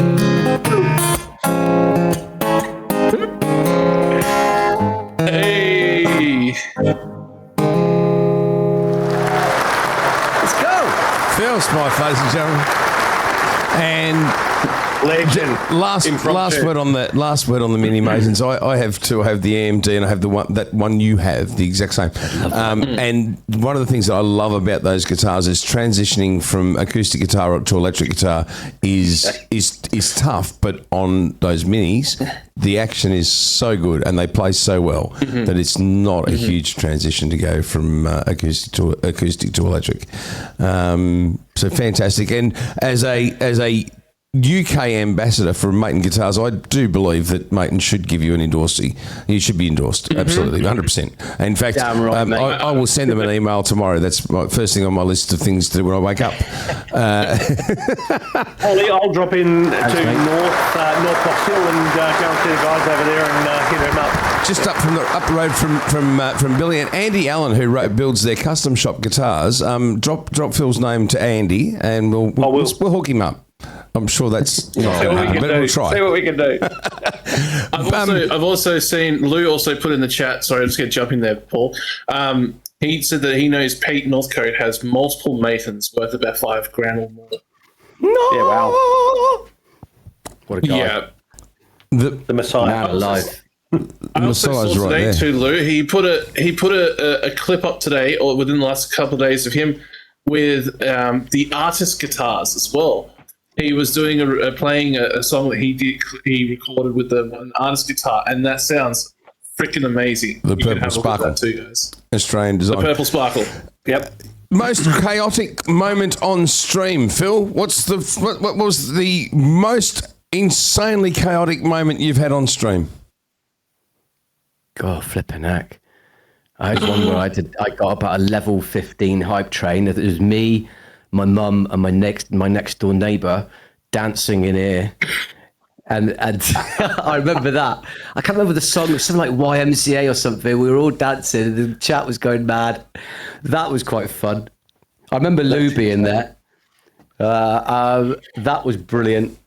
I remember the first time I had a raid streamer, Super Cat Kai. I don't know if she still streams or not. And that was the first time I had 1,000. It said a raid, and it was 1,000 people. Wow. At the time, I added a emote wall, and the entire emote wall, the entire screen just filled up with emotes. You know, I didn't know at the time. I never could. It was massive. Every emote was huge, and I was like, the rush I got off that. I was like, 1,000 people, my God!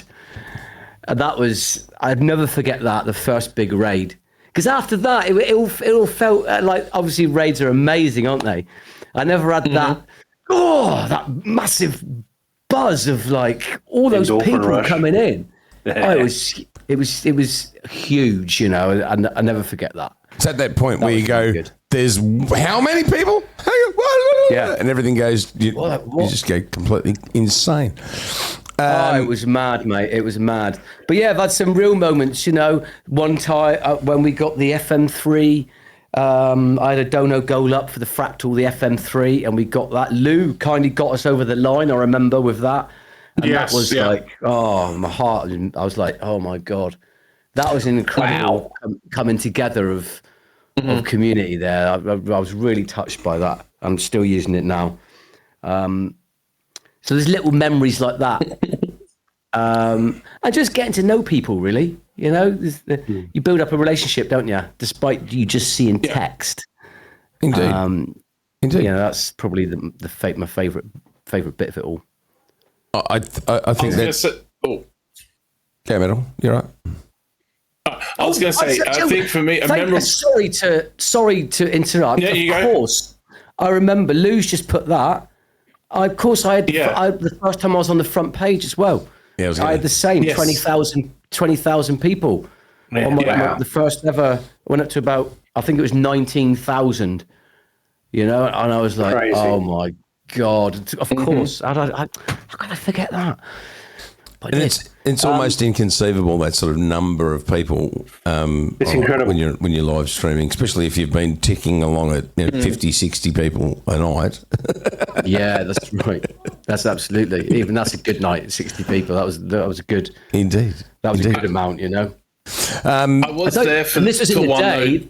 This is in the day when they put affiliates. I was affiliate at the time. They put affiliates on the front page, which I don't know if they do that anymore.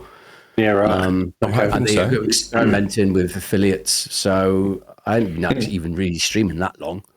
But Hang on. yeah, I went for it. Are you the reason why they're called affiliates? Yeah. I wrote I thought to so. them. Yep. Oh, he great. wrote to them. I said, can you stop calling them Twitch apprentices? I said, I think on that live stream, on that first ever front page, someone came in who had never seen before, tipped me 25,000 bits. Yes, that was the one I was going to bring up. Was on that one was the 25,000 bits, And then left. I never saw them again. That was the only message I ever got was the 25,000 bit tip. I was like, what? I mean, that is. That was insane. I had that clip to put on that. I had the clip of that to put on that thing, and I got to the end. I was like, "There's nowhere I can really fit that in with the videos I got in there," but I had it there, so I was actually going to have that there. But yes, 25K, and then you just stopped midstream. Just 25,000 like, bits. That's nuts. Yeah. Yeah. So much, Nuts. isn't it? So much. It's insane. It's insane.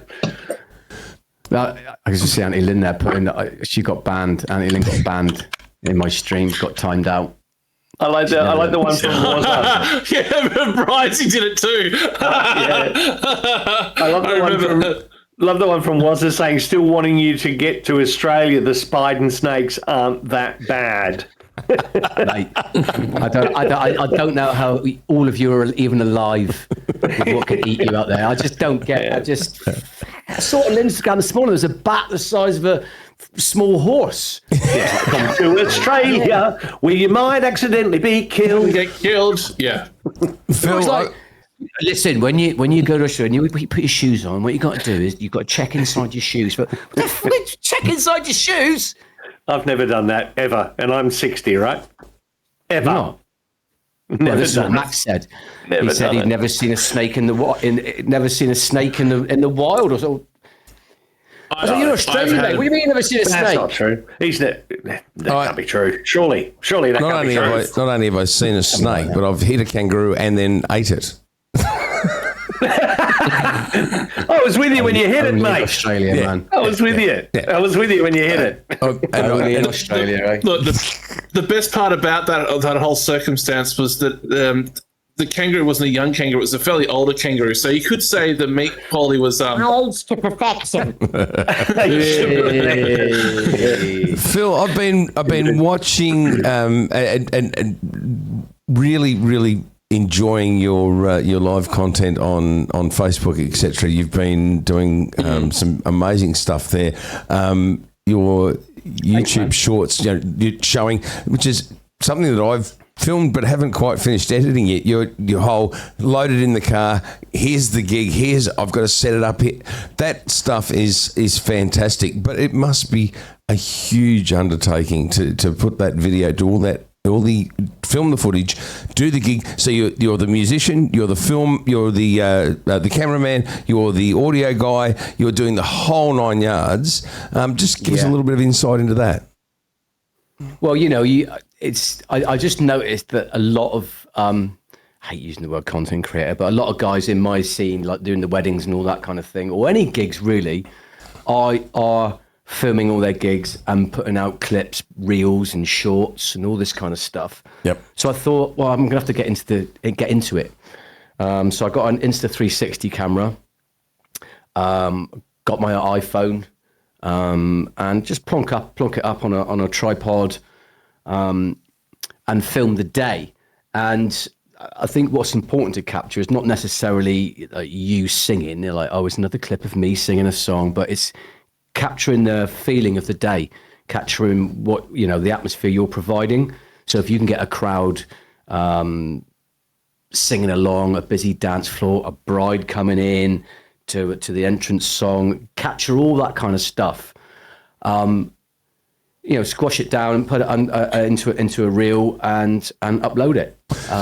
And don't worry about views. Don't worry about who's going to see it. Don't worry about anything viral. That's not the game. But the game is to post and to try and post something every day. I think so. I've got a backlog of stuff. I've got a new YouTube channel called Wedding Singer Devon. Devon's the county I live in the southwest of England. Yep. Those links for those channels will be coming up in the chat as well. I've got my main YouTube channel, which I've not done a lot on recently, and I'm probably going to do a live stream on there very soon. But I wanted a wedding only dedicated channel as well. Not sure why, but I have. But I really, my focus has really been on that recently. I can spend all day sat here editing reels, and I really enjoy it. It's not a hardship to do. I find it fun to upload it to Instagram, which then automatically uploads to Facebook, my Facebook page, Phil Smyth Music. And then to YouTube and to TikTok. Not that anything happens there, but whatever, it's free, isn't it? So just upload it, and you don't know. I also upload it to a Google business post, just to let Google know that you're active and working. And yes, right. That's the name of the game at the moment. How long does it take roughly for you to once you've nutted out the concept of the short, how long does it roughly take you to do a short, and how long do they go for? Depends really. Like last night, I was up till about 1 a.m. because I started quite late. It took me about an hour and a half to edit. I've got one coming out scheduled for tonight, and it's me singing the. Did you hear that? Yeah, that was me. It's okay. It was me singing a bride in, and what happened is she walked in super quick. Like I started singing the song, and as soon as I started, she was in. The bridesmaids were in, she was in, and she was at the front, and I'd barely even got to the chorus. I didn't even got through a verse. I was like, what am I going to do here? You can't leave them awkwardly sat at the aisle. Hang on a minute, I've got 3 minutes to go here. Can you just wait till I'm done? So I had to kind of like self-edit the song on the fly, right, okay, it was Jack Johnson, Better Together. Okay, cut out a bit here, cut this little bit out here. So I did that, and I put up some captions to try and create a little narrative, a little story of what I'm thinking about as I'm singing. So it's not just me singing, it's me thinking about what I'm trying to do in my job. And yeah, that maybe took me, I don't know, 90 minutes, 2 hours to sort out, to edit the bits, to get the text right, to get the captions in the right place, to upload it everywhere, to write a description, to do all the hashtags, do the tags for YouTube. So that was quite a long one, but it's fun. To give people a little idea, here's a little bit of some of Phil's content, folks. If you don't mind me sharing, Phil. Of course not. Here we go.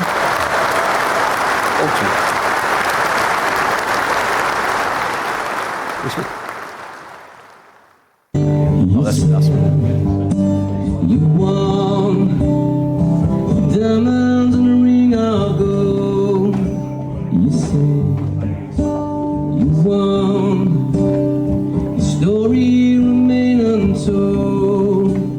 With the promises we made from the cradle to the grave. We know I want these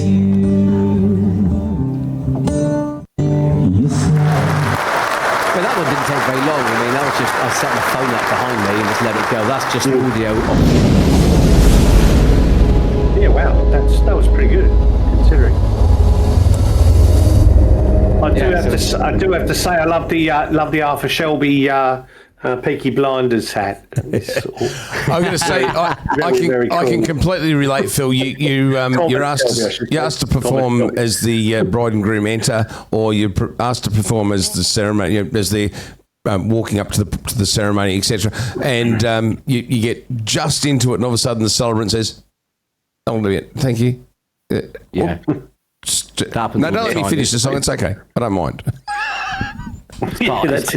That's one of the things you get used to doing those type of gigs. Indeed. Is, you got to work out when you can naturally end a song and it doesn't sound forced. Yeah, just part. It's all part of it. But I like it. I like singing that way. It's good fun. It's good. Everyone's generally in a good mood. I got into the wedding scene. Really, I did a gig once in a pub near here, and I ended up before even the gig started. Right, I said to the girl behind the bar, "Where would you like me to set up?" And she said, "Oh, you set up right next to the toilet over there." I'm like, "For fuck's sake." Next to the toilet, right? Okay. And there was this lovely bay window, right, at the opposite end of the pub, where the street, there's loads of people walking past. It's a bay window. I could have stood in the bay window and played towards the pub. So I said to her, "Do you not think it's better I play by the bay window?" I said, "People will see me there, and it will look much nicer." She went, "Oh, hang on, I'll just go and get the landlady a minute." I'm like, "Oh no, I'm not any no." And all of a sudden she was gone. She went up and got the landlady. She came down and she was like, "Right, what's the problem here then?" I was like, "No, there isn't a problem. I was just saying, like, instead of putting me next to the toilet over there in that dark corner, why don't you put me up by the bay window? Because that way people might see me, they might come in and have a drink and all that kind of stuff." Oh, God said, "Look, I've had a 6-piece soul band in that corner." Blah, blah, blah. So much shit you hear all the time. And then her boyfriend came down and he went, "Look, mate," he went, "don't upset my missus, will you?" I'm like, I didn't mean to upset anyone. I was just coming up with and I had all my gear in the middle of the pub. And so I said, "We've not got off to a good start, really, have we?" He went, "No." I said, "Do you want me to pack up and go?" He went, "Yeah." I went, "Right, fuck you, yeah." So I packed my gear up, got in the car, and I went home. I was fuming, right? And afterwards I thought, I'm fed up being treated like this. I'm fed up with bars doing that, where you're so indispensable and just not treated very well. And it was a big reason why I got into playing weddings, because everyone's generally a bit happier to see you. You're providing something nice for them. You get fed, you get looked after, all that stuff, that is important. You just feel like not You're not imposing on anyone. So Lou Vella has just put in the chat. Paul, Yeah. Paul, listen to Phil. I may have had a couple of gigs recently where I had people in my face and various other things we won't get into. I'm being much more choosy about what work I'm accepting in terms of IRLs these days. And I think all musicians, and you mentioned it earlier, we touched on it earlier. You're in a pub, people are this far from you and they're screaming at you and they're holding their phones up with, I want this song, and yelling at you, and you've got in-ear monitors in, and it's just insane.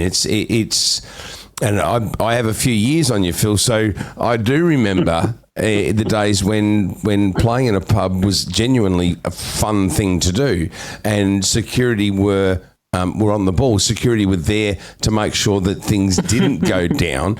And as musicians, we'd be playing. If somebody walked towards the stage or got on the stage, heaven forbid, they would deal with that. Nowadays, you are left to your own devices, and it is really, really hard to deal with that stuff. And you've hit on your particular means of dealing with that in terms of, well, I'm just going to do the stuff that doesn't involve that rubbish. I think that is something that as musicians we deal with on a regular basis that nobody else in their working life would deal with. If you were behind the bar as if you're bar staff and a patron walked behind the bar and started shouting at you, they'd be gone. Absolutely. But that is something that musicians, for whatever reason, are just expected to put up with. I've had my say. It's the nature of the game, isn't it? When it's 11 p.m., 11:30 p.m. in a pub and you're drunk, inhibitions are out the window. People feel they can't. What are we going to sing? I had this last week. Right, what are we going to sing?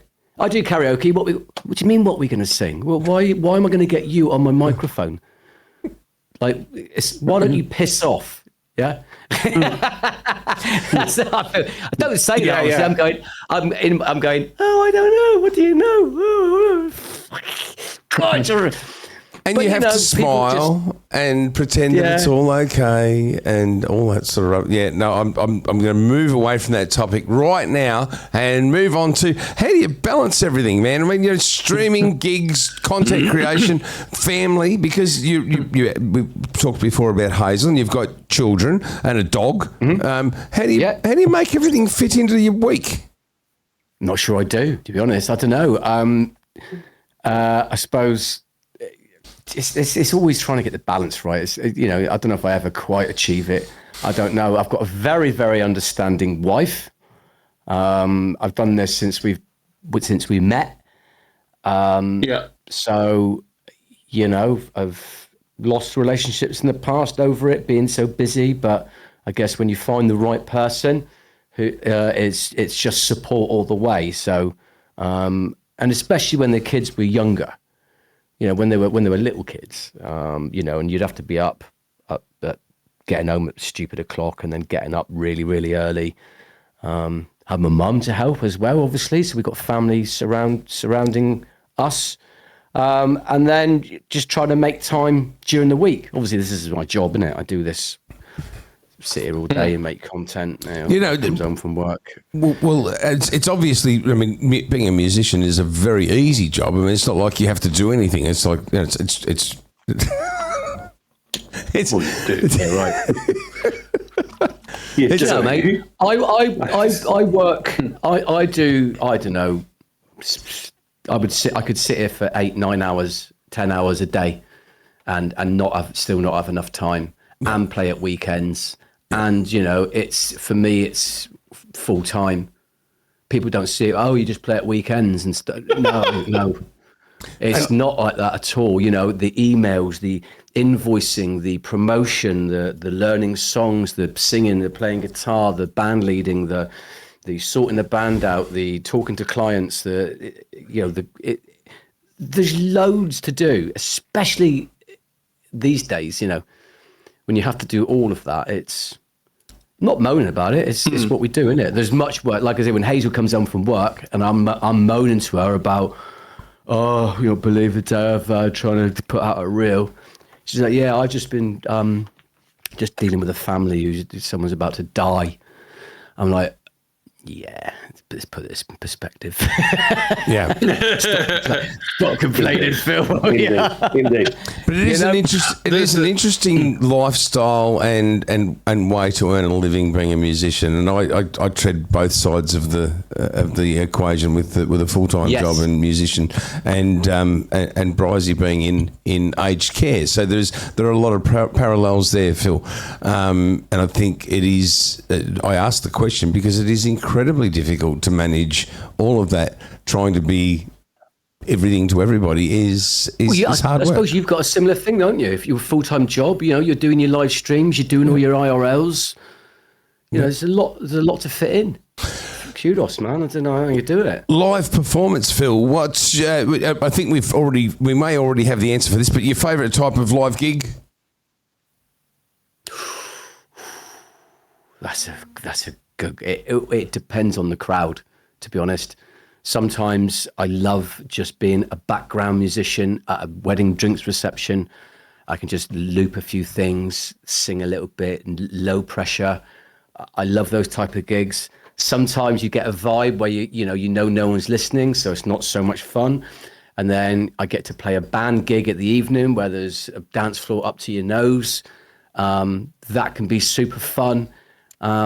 Or they can be really annoying and in your face, and then I'm in my head, I'm thinking it's just going to end soon. It really is crowd dependent. Yep. I play a pub. I do play my local pub, and they're always good gigs to have. Always, despite it just being a local pub with 30 or 40 people in there. I enjoy that as well. Unless they're giving me hassle, and I want to go back to the drinks reception.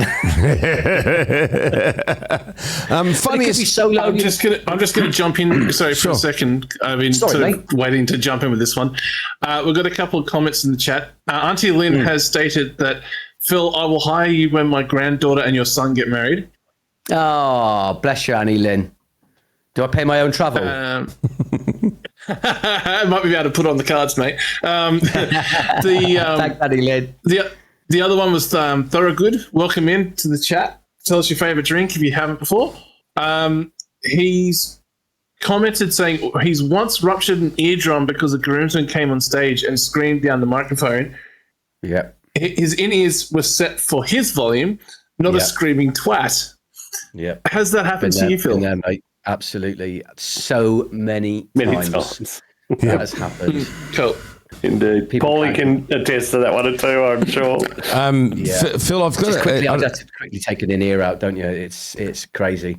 While I'm thinking of it, I don't know if you're familiar with. There's an Australian content creator on YouTube. He's a professional musician. In fact, he calls himself Pro Muso on YouTube. Does a lot of videos about live performance, etc. I'll hook you up with his with his channel, because I think you'd find what he has to say quite enlightening, and he does some great content, and I think you'd find that interesting. It's your Thanks, back to live performance. Funniest moment on stage. Funniest moment. He's thought of it. I suppose. Well, yeah, I was playing a wedding at a very, very posh venue called Dartington Hall. Right, it's hundreds of years old. This venue. Wow. And it was beautiful. It was a band gig, and we're setting up. We're playing the gig, and the keyboard player keeps cutting out. Like, fuck is going on here? Keeps asking me cutting out for.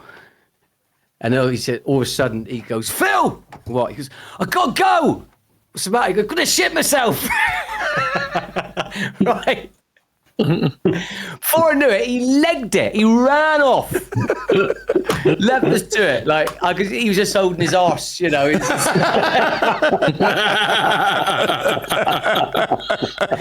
Oh, Joe, I'm looking at the other guys in the band. All of us could barely play. There was that. We found him. In the dressing room, lying down like this on his stomach. I opened his stomach at the end. Oh, crazy. There's another time I had to do a wedding. We'd played a first dance, and it was actually an Australian band. Do you remember this? Do you remember Savage Garden? Oh no, Yeah. no, never heard of Yeah. it. Truly, madly, No, deeply, no. didn't they? Oh, Remember that song? No, I had to play yes. that for a first dance. Yes, I grew up with it. Yeah. And there was this like very like classical kind of sort of guitar solo. Do do do do do do do do do do. Yeah, it's all very very nice and romantic and all that. And I was like, I'm getting to it. I'm like, I don't think I know it. I've forgotten it. The bride and groom are dancing. I'm like, what am I going to do? In my head, my internal dialogue, I'm in trouble here. Get to it. And I'm like, go for it. And I played the whole thing a semitone out. Like for musicians out there is nothing worse than playing something a semitone out, one fret out of where you should be. I just remember the bride and groom going, both of them looking around like this. And like the rest of the band couldn't play. They for laughing. I think I ruined it for them. it was like you weren't playing Savage Garden, you were playing Aggravated Planter Box.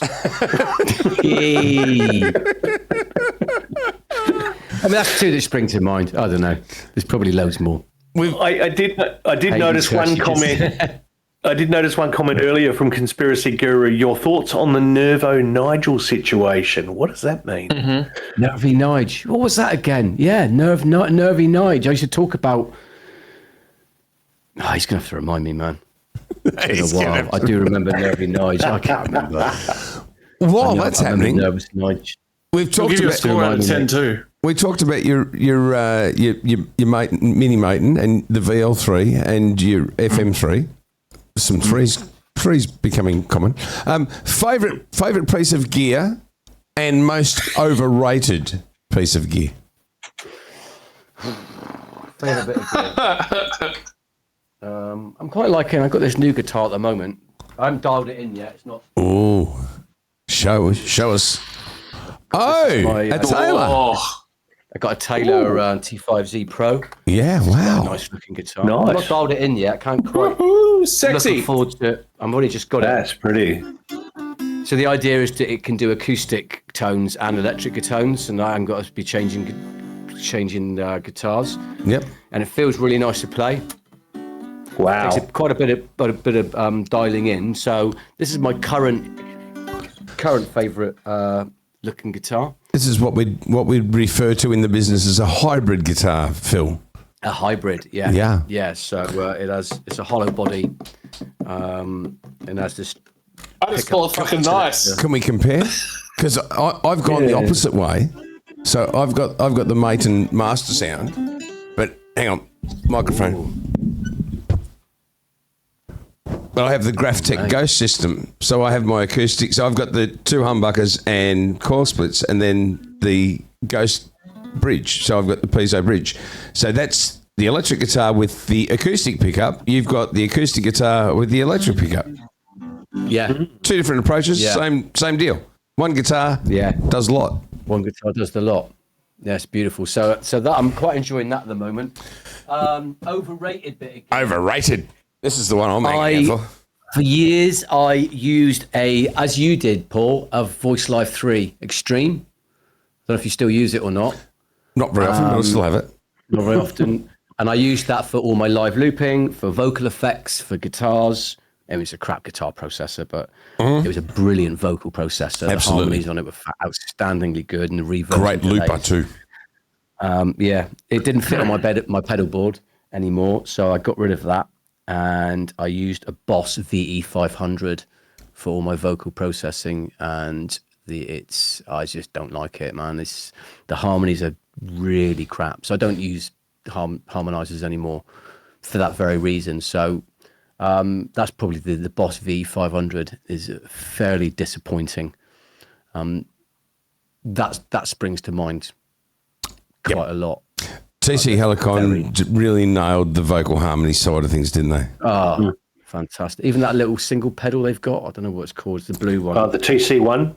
Is it the TC1? Harmony vocalist. I've got the blue one, and I've got the Harmony GXT, and then I've got the Voice Live 3. So I've 3, and Harmony Singer 2. Harmony Singer 2. That's the one.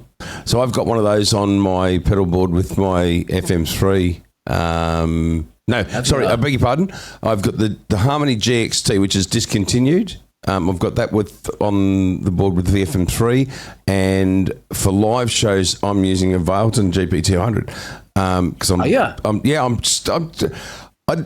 we've discussed the punters and etc. The idea of a beer being poured all over my FM3 scares the hell out of me. So I bought 2 GP200s, and that's what I'm using for live shows.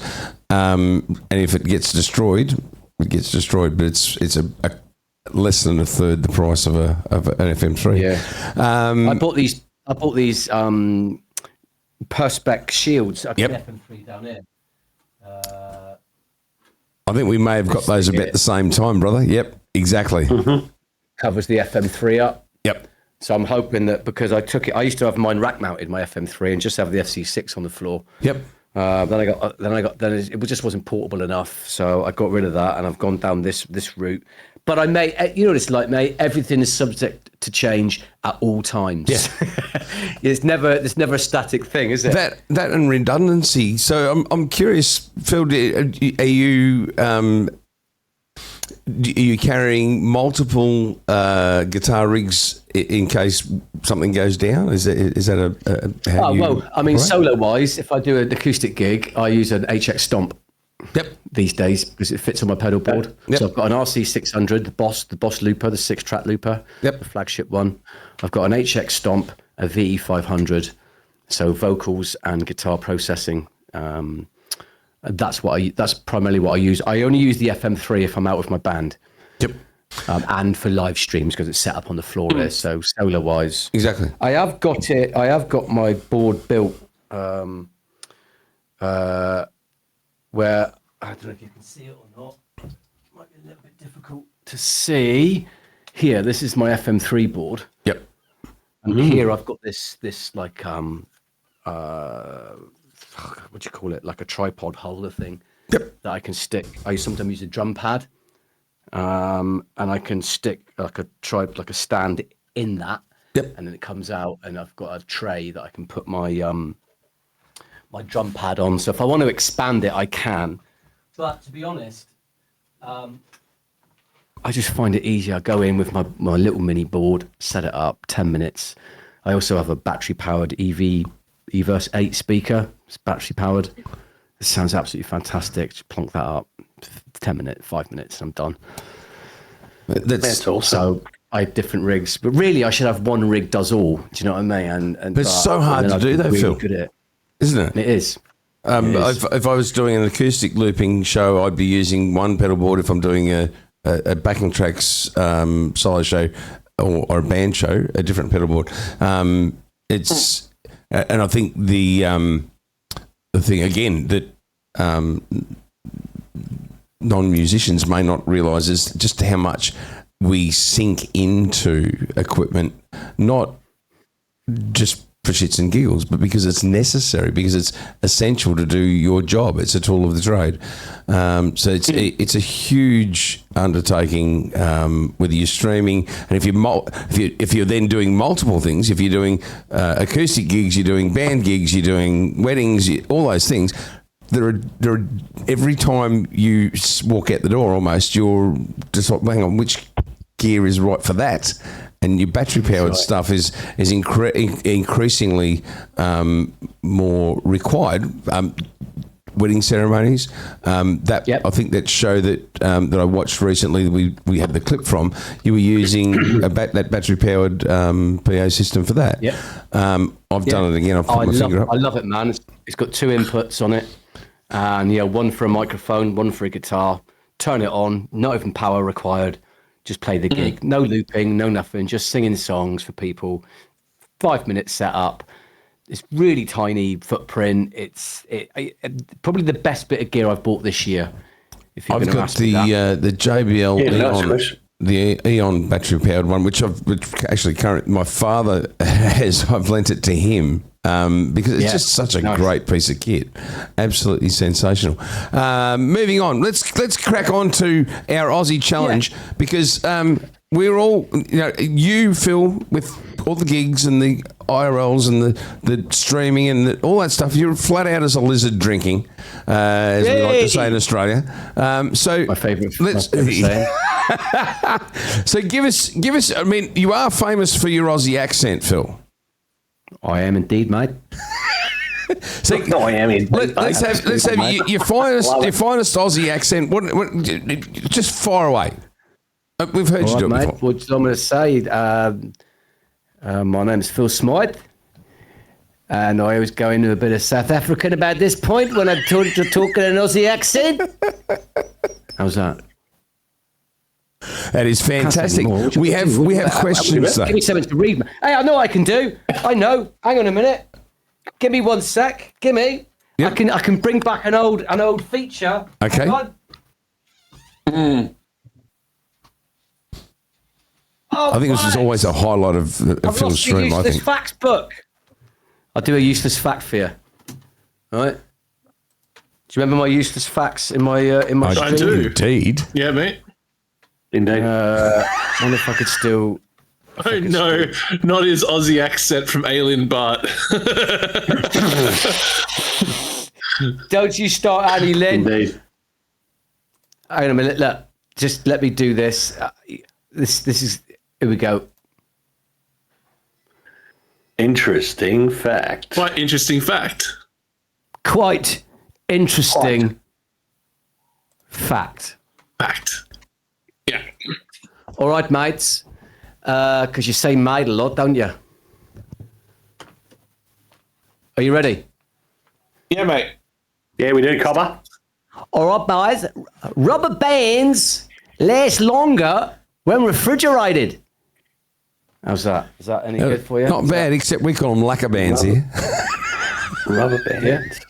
Do they really? Do they last longer? than refrigerated? Sheila's blink nearly twice as much as. What do you call blokes? Sorry, Phil. What do you call men? What do you call you say Sheilas, don't you? And blokes. Fellas. Yeah, blokes. Yeah, bloke, is fellas. it? Blokes, blokes, fellas. Yeah, blokes or fellas. Well, there must be a Sheila equivalent. We've already had misused the other word. There must be a Sheila equivalent. What do you call Sheilas and what? Blokes. Blokes. Is it? Is that it? Yeah. Sheila, so ladies get an actual name and you just get blokes. Yeah, blokes or fellas, Okay, yeah. fair enough. All right, I've got 2 more facts Fellas, for you. yeah. Right. Sheilas blink nearly twice as much as blokes. Yeah. And here's one for Paul. You'll like this, mate. Pogonophobia. Have you heard of that? Pogonophobia. Yeah, no. Pogonophobia, mates, is the fear of beards. Thank you, Australian friends. Thank you, thank you for Phil. doing Right, an Australian right. accent. Hang on. Is Paul the only one here with a beard? What the- He's got, of course, all 3 of you have beards, don't you? Yeah. Yeah. Paul's is the most striking. Yeah. I think What is it? What is it? I've got beard envy. I think that's what it Be is. afraid. Be very, very afraid if you're pognophobic. Hey, Phil, hey, you know you've been in Australia for too long? You go home with a freaking beard. That's Yeah, What, shave mine. on our Aussie challenge, on the Aussie challenge thing, we need to know. Do you know what a servo is, Phil? A servo? No. Yeah. Do No. No. you want to guess? What's a, How about you guess? What? A Guess. servo. Is it something mechanical? It is to do with something that's mechanical. Yeah. Is it? Yeah. Yeah. Sort of, yeah. Well, to be more specific, it's to do with vehicles. There you go. Servo. Yeah, a servo. You got it on the servo, mate. Your servo's blown, mate. That's about as far as. It's our version of it. For the Americans, it'd be a gas station. Here, it's a service station or a servo. You call it a servo? A servo. In the UK, what do we call it, Phil? Petrol station. Petrol station. We station. may refer to it as a actually the more upper class versions of the Australian population may call it a petrol station, but for us bogans, it's definitely a servo. The next one is, what about a bottle-o? A what? A bottle-o. Yeah. Bottle-o. Bottle-o. Bottle-o. Bottle-o. Is it like a pedalo? Is it like, do you pedal it in the sea? Is it a bottle-o? No, but that is definitely the most interesting answer we've had to that question ever. Yeah. No I was just question. thinking pedalo. Bottle-o. Bottle-o. Bottle opener. Got the bottle-o, mate. I open the bottle of beer. Well, there's a bottle. If you Give go me to the the bottle, bottle-o, Oh, it's the off license, is it? It Buy is the the off drink. license. Yes. It's the off license. it's where you go to get your beer and your booze. If you're going to, when Australians don't go to buy Foster's, Yes, mate. we go to the bottle-o. That's it. You know, I found that when I was in England, was walking around in London. It was the first, I think, day or so I was there. I walked up to somebody, look, hey, mate, look, can you do me a favour? I'm trying to find where I can pick up some liquor. Can you tell us where the bottle-o is? And forgetting that I just called it a bottle-o. And then the guy just looked at me like, a bottle of what? I'm like, yeah, a bottle-o. Yeah. So I can get a bottle of scotch. And he looks at me and goes, what, whiskey? I go, yeah. He goes, oh, you're going to have to go to the liquor store or the off license Your up the road. I'm going, offie. We would say The the offie, offie. yeah. The offie, yeah. yeah. But it's like, oh, you got to go up there. I'm like, oh, yeah, how far? So he goes, oh, yeah, it's probably a couple of blocks up that way. I'm like, couple of blocks up. How do I want to get there? He goes, oh, yeah, it's on the opposite side of the road. You'll find it. I'm like, all right. Trot up the street. 45 minutes later, I turn up to the off license and go, I was told this is just up the road. He goes, yeah, where are you from? You go, from Australia. He goes, oh yeah, that's about the same distance as you walking from your place or wherever you live from like one city to the next. I'm like, it felt like it. And he goes, how are you gonna get home? I said, can you go as a cab, mate? And he goes, what? Oh God. Are we lost in translation? Yeah, lost. Definitely lost. Do you know, Sorry, I don't speak English.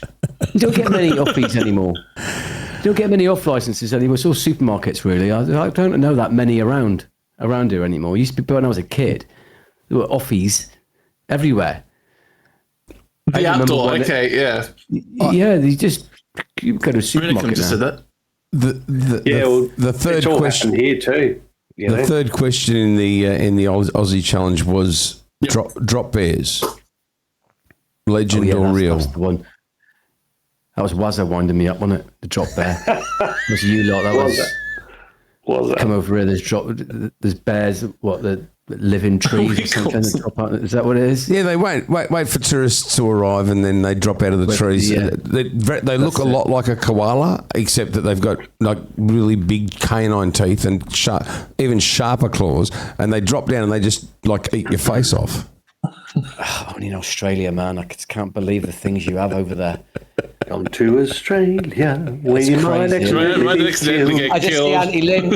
Auntie Lynn just put, Phil, you should see Alan. His hair is short and no beard. Pictures or it didn't happen, Auntie Lynn. That's it. Drop past my Discord, Phil. There's a picture in there, I can guarantee it. I'll have a look, mate. If your Twitch stream had a warning label, what would it be, Phil? My Twitch stream had a warden late in it. If you want to die of laughter. Nice. Nice. No interesting facts in this stream or something like that. I thought it might have No been warning in it, just fun for all, isn't it? Really. You know? Mods may appear at any time.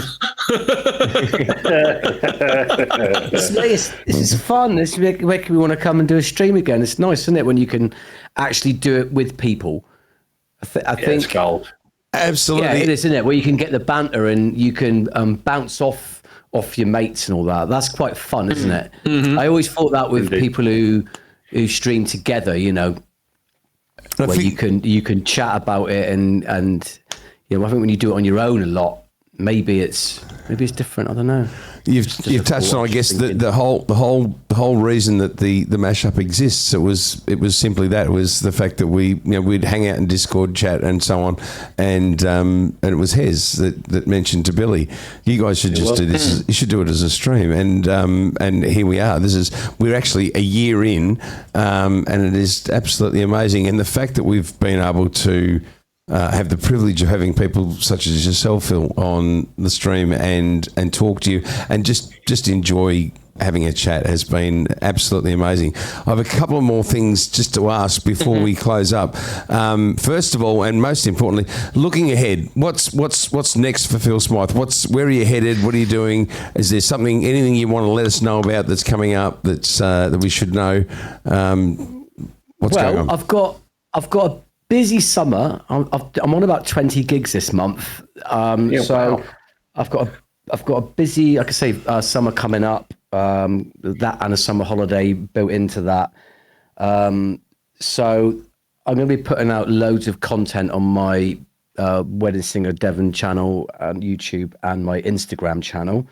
So I'll be focusing on that. I have recently set all you can't quite see it, my studio setup, my live stream setup, which has been broken down for about 3 or 4 months now. I'm not even bothered, but I set it all up again yesterday because I'm starting to feel like maybe a live stream may happen again. Where that will be, I'm not too sure, but I know I'm going to stream again, whether I do it on YouTube, whether I do it on Instagram. Really, I'm doing it to help generate content because, instead of to clip it up so I can sit here, I can control all the audio. I might do an Instagram live. I've just got into a new app. You may be interested in this, Paul. It's called singusaSong.app. And it's a live request app that goes straight to your. I'll send you a link. Thank you. I was just writing it down. So it's a way of a live audience and a stream audience being able to request songs. I am very interested. Social media. It has all your social media links on it. There's a tipping option. I'm trying to stop punters from just shouting songs at me all the time. Play Wonderwall and all this kind of crap. Yep. Now I've got a. I can show you actually. Maybe I should give that to Max Horn as well. Because he always the Wonderwall request. Can you play horses? Where is it? Give me 1 sec. I'll find it for you. I think I'm very keen to hear this because one of the things I was starting to toy the idea of. Here we go. Behind the wizard's curtain. I have this on my mic stand now, and I've just had 1,000 business cards printed as well. Where I'm going to put them on the tables. It's a QR code. It goes straight to the app, right? And you can request songs directly. So I wanted to bridge the gap between, like you could do it on streams. I want to do it live. I didn't find Streamer Song List work so well live, but I'm finding this app does. So that's my focus at the moment, getting good at this app, maybe live streaming it on Instagram, YouTube, maybe Twitch. I'm not too sure at the moment, but it's more the same, really, just to get as much work in as possible and entertain people. Yeah, looks pretty good. That is. There you go. Oh, he QR code, scan it. Oh, yeah, excellent. Straight up the video. I am absolutely very, very, very interested in that, Phil. That would be really cool. I'll let you know, man. It's excellent. It's really good. There's a no tipping option. If I'm doing a private gig for like a wedding, I would just say, don't worry about that. Just request songs, make it interactive. And sometimes you get, so I don't know about you, Paul, but sometimes I get into a rhythm of playing the same songs at gigs. Yep. I have a set list and I think, and that, but with the request thing, I find people, I haven't played that in 6 months. Yeah. Okay, let's give that a go. Yep. It's a good way to sort of. And if Wazza 63 happens to be at your gig, he'll pick the songs that you've played, the song that you didn't play for the last 3 years. He's going to select that one and request it. I'm the same, Paul. I'm going to say. I think that is an absolutely sensational idea because what you're doing is you are saying to people, let's by all means, request a song. Here are the songs I know, rather than being asked for Kylie Minogue and etc. etc. Yeah. Hang on, here's a guy standing on stage. Do you do any Avril Lavigne? You know, I mean, come on, Britney Spears. Yeah. Oh, Taylor Swift. Come on. Seriously. Exactly. Okay. But now I go straight to the app. Exactly. Phil, if you lost every follower overnight but could keep your experience and your gear, what would be the first thing you would do to rebuild? Well, do you know the most incredible thing that we have in 2026 that if you'd thought about it in the 90s, it would have blown your mind, is having just this phone to be able to broadcast to an entire planet if you want, right? For free. Like, you just cannot believe the amount of reach that you can have now. If so, have I lost the phone as well? Am I starting with absolutely Not nothing? necessarily. No. Just your audience. I'd get online straight away, man. And to finish up, final question, which is, I think, for if you were giving advice to somebody who's embarking on a musical career, whether that be Twitch, YouTube, whatever it is, live IRLs, that sort of stuff, the most valuable advice you could give them. Meet people, network, go to open mics, play as much as you can, play what you love, play for the love of it. Don't think about money or, anything like that. Just get good, get experience, and play with people, with as many people as you can. I found that absolutely invaluable. And play what you love. Do it from your heart. Be real. And then worry about it as a job after, where we slave away now. Indeed. For cash. Phil, just do what you love. I mean, if it was me, if I was advised, it's just thinking now, if I was advised my kids, I would say start writing your own songs as soon as possible and get them out there and just do it for the love. Love what you do and do what you love. Exactly. Yeah. Yeah. People always say to me, like, I am trying kind of careful to say that what I do in a job, for instance, where you're going, I'm not to say I'm going to work. I try not to do that and try and, a lot of people don't see it as work, do they? They see it as a bit of a hobby. I get told on a regular basis, what are you doing in the studio? Working. That's not work. I mean, it is work, isn't it? It's hard work. You bloody bet it is. What we do. It's hard work. Oh, things have gone wrong again. Phil Smyth, I've got to say a huge thank you. It has been an absolute honour and a privilege to have you on the stream tonight. Yeah. And I just saw a question. Sorry, do you have any pets? Is that a question for me? Do you have any pets? It would be. Yeah. I just saw that come up. It is a question. Yeah. It is for you. I do have a pet. Yeah. Right. Next question. Everyone who knows who's been in my stream from 2 or 3 years ago, I had a stream dog called Meg. Yep. And Meg died 2 years ago. She was an old staffy of like 15, and now we have Bonnie, and she's a staffy cross Frenchy. Yes. She's a pain in the arse, but anyway, we love her. Barks at everyone. Doesn't let anyone in the house. Puff, man, she's great.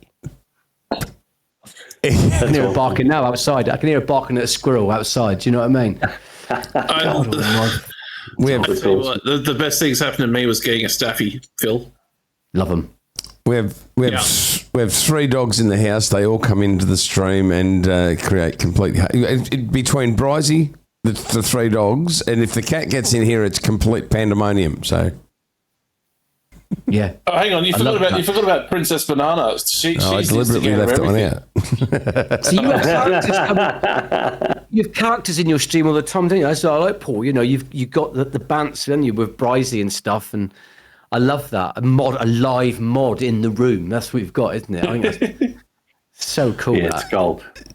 And sometimes no, I'm only kidding. It is one of the most wonderful things that I do. Tuesday night streams with Brizzy are absolutely amazing, and I sent her a message today because we had such a great time last night streaming that I wanted to let her know how much I appreciate her. And you with your mum, and Hazel comes in and makes an appearance from time to time. Your kids, get the family in. Getting bonked on the head with the headstock of the guitar. It's like, get out of here, kid! Come on.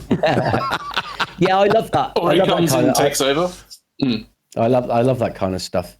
You know, I've said to Hazel, do you want a mod? But I think with dyslexia, she finds it hard to keep up with the chat, because when the chat's flying, it's very difficult. Yeah. Without all the words jumbling around, you know, so it's not something that she could do. But that's why I've got everybody. I did set up crochet corner. I did for her, so she'd sit in the corner and just crochet something as I'm playing rock guitar in front of her like this. You know, she's just in the background knitting. So, can you crochet me a guitar strap, please, Hazel? Crochet me a guitar strap right now. There's a great clip. Go on. I was going to say, there's a great clip of Phil when something happened on stream and you can see Hazel in the back corner doing something on the ground, and here's Phil jumping around like a maniac on the stream to some random song. I had no idea. It was I had no idea. I had no idea she was crocheting. Yeah, the juxtaposition of that. It's me going crazy. And just in the back, not paying attention, just crocheted. It always made me laugh. Because you can't even hear it, because he's not even wearing headphones. You know, what she's hearing, I have no idea. I was about to say the same thing. Brizzy's sitting on the couch there, and there are some in chat who've been here, including Billy and Metal, who've been here in the studio when I'm streaming, and there is literally nothing to hear other than my voice. And I often think to myself, if the neighbours can hear me, what the hell would they be thinking? Because it's just like just yelling and singing and all this sort of stuff. Yeah. And Brizzy regularly comes in and mods in here and has no in-ear, nothing to monitor the stream. Nothing, has no audio whatsoever. She's just reacting to everything I'm doing, and then she'll occasionally, you know, this is a performer. The human body needs to do what it needs to do. So from time to time, you might let rip with a little toot while you're streaming. All these things happen. It is one of the great pleasures of streaming, I think, having the family involved, and I think, Phil, you do that as well as anybody. So kudos to you, sir. Phil, it's been, as I said before, it's been an absolute pleasure. I don't know what we're doing. Is there anything else we need to do, boys? Because if there is, remind me. I was going to say one more thing. Walking in on you with Max on drums in your studio, all I could hear was Paul singing and Max going. I don't know whether that's coming through on my mic or it's not coming through, Billy, again. All I could hear, that's all I could hear was this tap, tappity, tap, tap, tappity, tap, tap. More like this. Yeah, we can't hear yours either, Polly. It's noise cancelling. It's like listening to a teenager with one of those drum pads at school. Yeah, that's it. Drumsticks. And they're just doing that to get rhythm and warm the arms up before they go live. That's literally all you could hear at Paul's place. Oh, and the odd occasional, Paul, turn off the fucking jump track, would you? In my ears, I had, and Phil, as a guitarist, you know how this works. You're in a band with a drummer. The drummer, just for reasons that best known to themselves, do not have the ability to not play when you're trying to talk. And Max was exactly that person. That's it. Well, I've got to say, Phil, thank you so much for your time. It's been amazing. Thank you so much for being here. And Perfect, mate. And personally, I've seen the chat going up and down. Just thanks everybody for hanging out. DB2, I saw you there, so thanks very much. Yeah, thanks for having me, boys. And from me and everybody here and everyone in chat, we do hope to see you back on Twitch very soon because we do miss you, mate. Well, as I said it earlier, as well as Lou, and we do miss you, Annie Lynn as well. We miss you, and we do. Do you mean past win, Paul? Says Annie Lynn. I did. I'm feeling vibed. You vibed me up, lads. Well, I'm pleased we have, mate, because you've been an inspiration to me, and it is always an absolute pleasure to watch you stream. So the sooner the better, brother. We'll be very, very keen to see you, and we'll keep an eye on your socials and your social media content. Yeah. It is fantastic. Keep up the good work. You're amazing. We'll do. I just followed all your other channels, mate. Thank you, mate. I appreciate buddy. Fantastic work. Thank you so Thanks for much. having me on the show, mate. It was fun. Loved it. I think we'll go to. Do we go to credits or what are we going to do? Yeah, we must go to credits because I don't think we've got anything else to do apart from remind you about recording your video. We're going to do that. I think will we do that after we finish the stream? Yeah, I think so. Right. Also, if you do want to come and hang out with the three of us and Phil, if he wants to hang around, come in and jump us in the Discord. We'll be jumping up into the channel shortly after the stream. If you want to hang out and have a bit of a chat, I'll jump up there first so Paul can get his video done. And you can come and hang with us for a little bit. And then don't forget, also, next stream will be the anniversary stream where we'll be doing some videos and things organised for it. So please put in the diary in 2 weeks' time, anniversary stream. And then we've got another special guest coming up, which we're absolutely jumping at the bits to have in. So keep an eye on that. We'll tell you in the next stream who that is. And get ready because next stream is going to be a year in review of the mashup. So thank you so much to everybody who's been here as a part of it from the start back in July last year. 2 seasons of the show and in 1 year, and we couldn't have done it without you guys. So please come and join us on that one.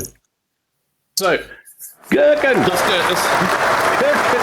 go. I'm off. See you later. We're about to go. Thanks. Cheers, Phil. Thanks, Philly. Thanks, Phil. Awesome, mate. We won't go there. We'll go to this one. Wait.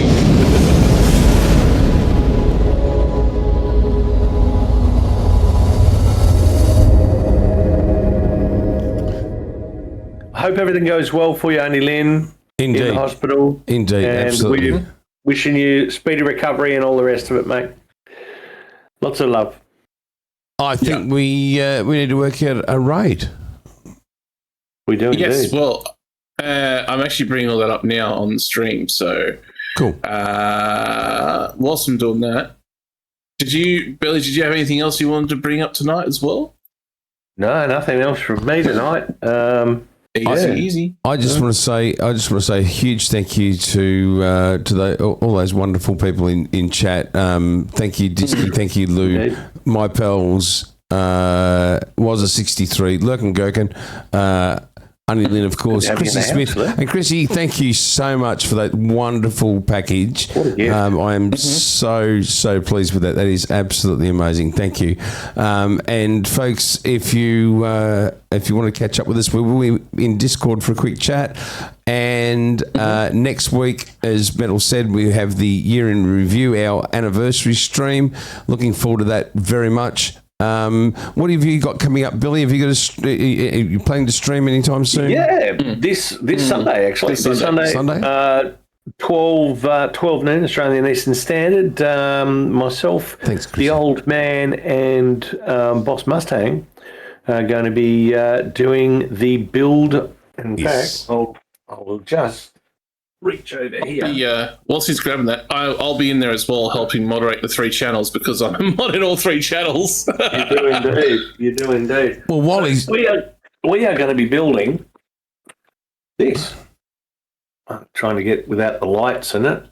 So we are going to be building this Technic Lego kit, which is the Mars Perseverance rover that NASA sent to Mars, and yeah, it's pretty amazing. They It's amazing. sent a Amazing Lego piece of rover kit. to Mars? Really? Well, probably wasn't a Lego one, but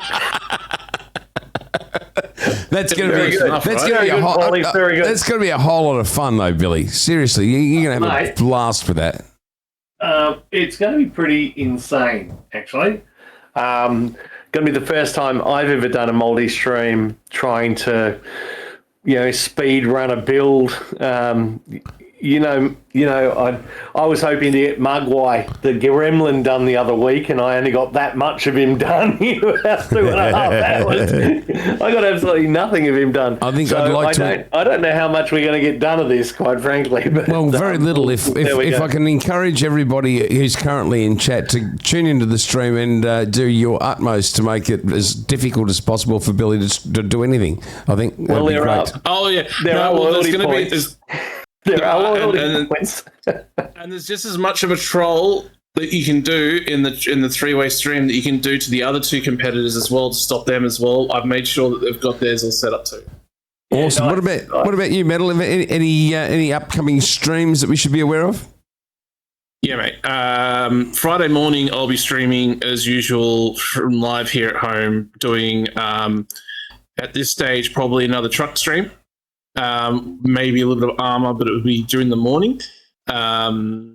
Once I get back from the doctor's surgery with the missus, so so there'll be that on the Friday, and that's going to be it until probably next week because I'm waiting to find out if I'm going to be on call again this coming month or next month. So, yeah, well, it just says is, but hopefully not. Hopefully, I've got another month. But Got to pay the bills, man. this week's Got to pay the bills. I do, yeah. All right, well, that's about it for me. And yeah, I'm pretty simple. You'll see me streaming usually on Monday nights and Fridays when I can. Awesome. So, ladies and gentlemen, by all means, get into Metal and Billy's streams. We will be with you again. Wednesday will be a rerun. So if anybody you know didn't get to see Phil tonight, and what an amazing stream. I'm so stoked. It was a great stream. Watch out for the next interview, folks, because the next one is going to be absolutely awesome. And not that Phil's wasn't. They are all awesome, but it is one that I've been looking forward to for some time. So watch out for the next interview stream, and we will have our anniversary stream coming up. You are amazing people. Shifty Chef, cheers to you. And we got a raid. We got a raid to do. Booked in, ready to go. Interesting, Rebecca. I may do another fortnight stream fairly soon. Oh yeah. I was lucky enough to get the Batman sprite today. Just letting you know. Nice. So Also, very cool, man. yeah, and hopefully the next time you stream too, if it is with Mel to Diasa as well. That was a fun stream that you did with Mel. That was a lot of fun, actually. I It was streamed great with to her. watch too. Yeah, cheers, man. It was a lot of fun, actually. We had a really good Arvo that day. Folks, thank you so much for being part of the stream tonight. We will catch you all again soon. If you'd like to say g'day in Discord, we'll be there shortly. But folks, take care. We're going to raid Aaron Shea. Much love to all. Ciao. Thanks all. And we're over.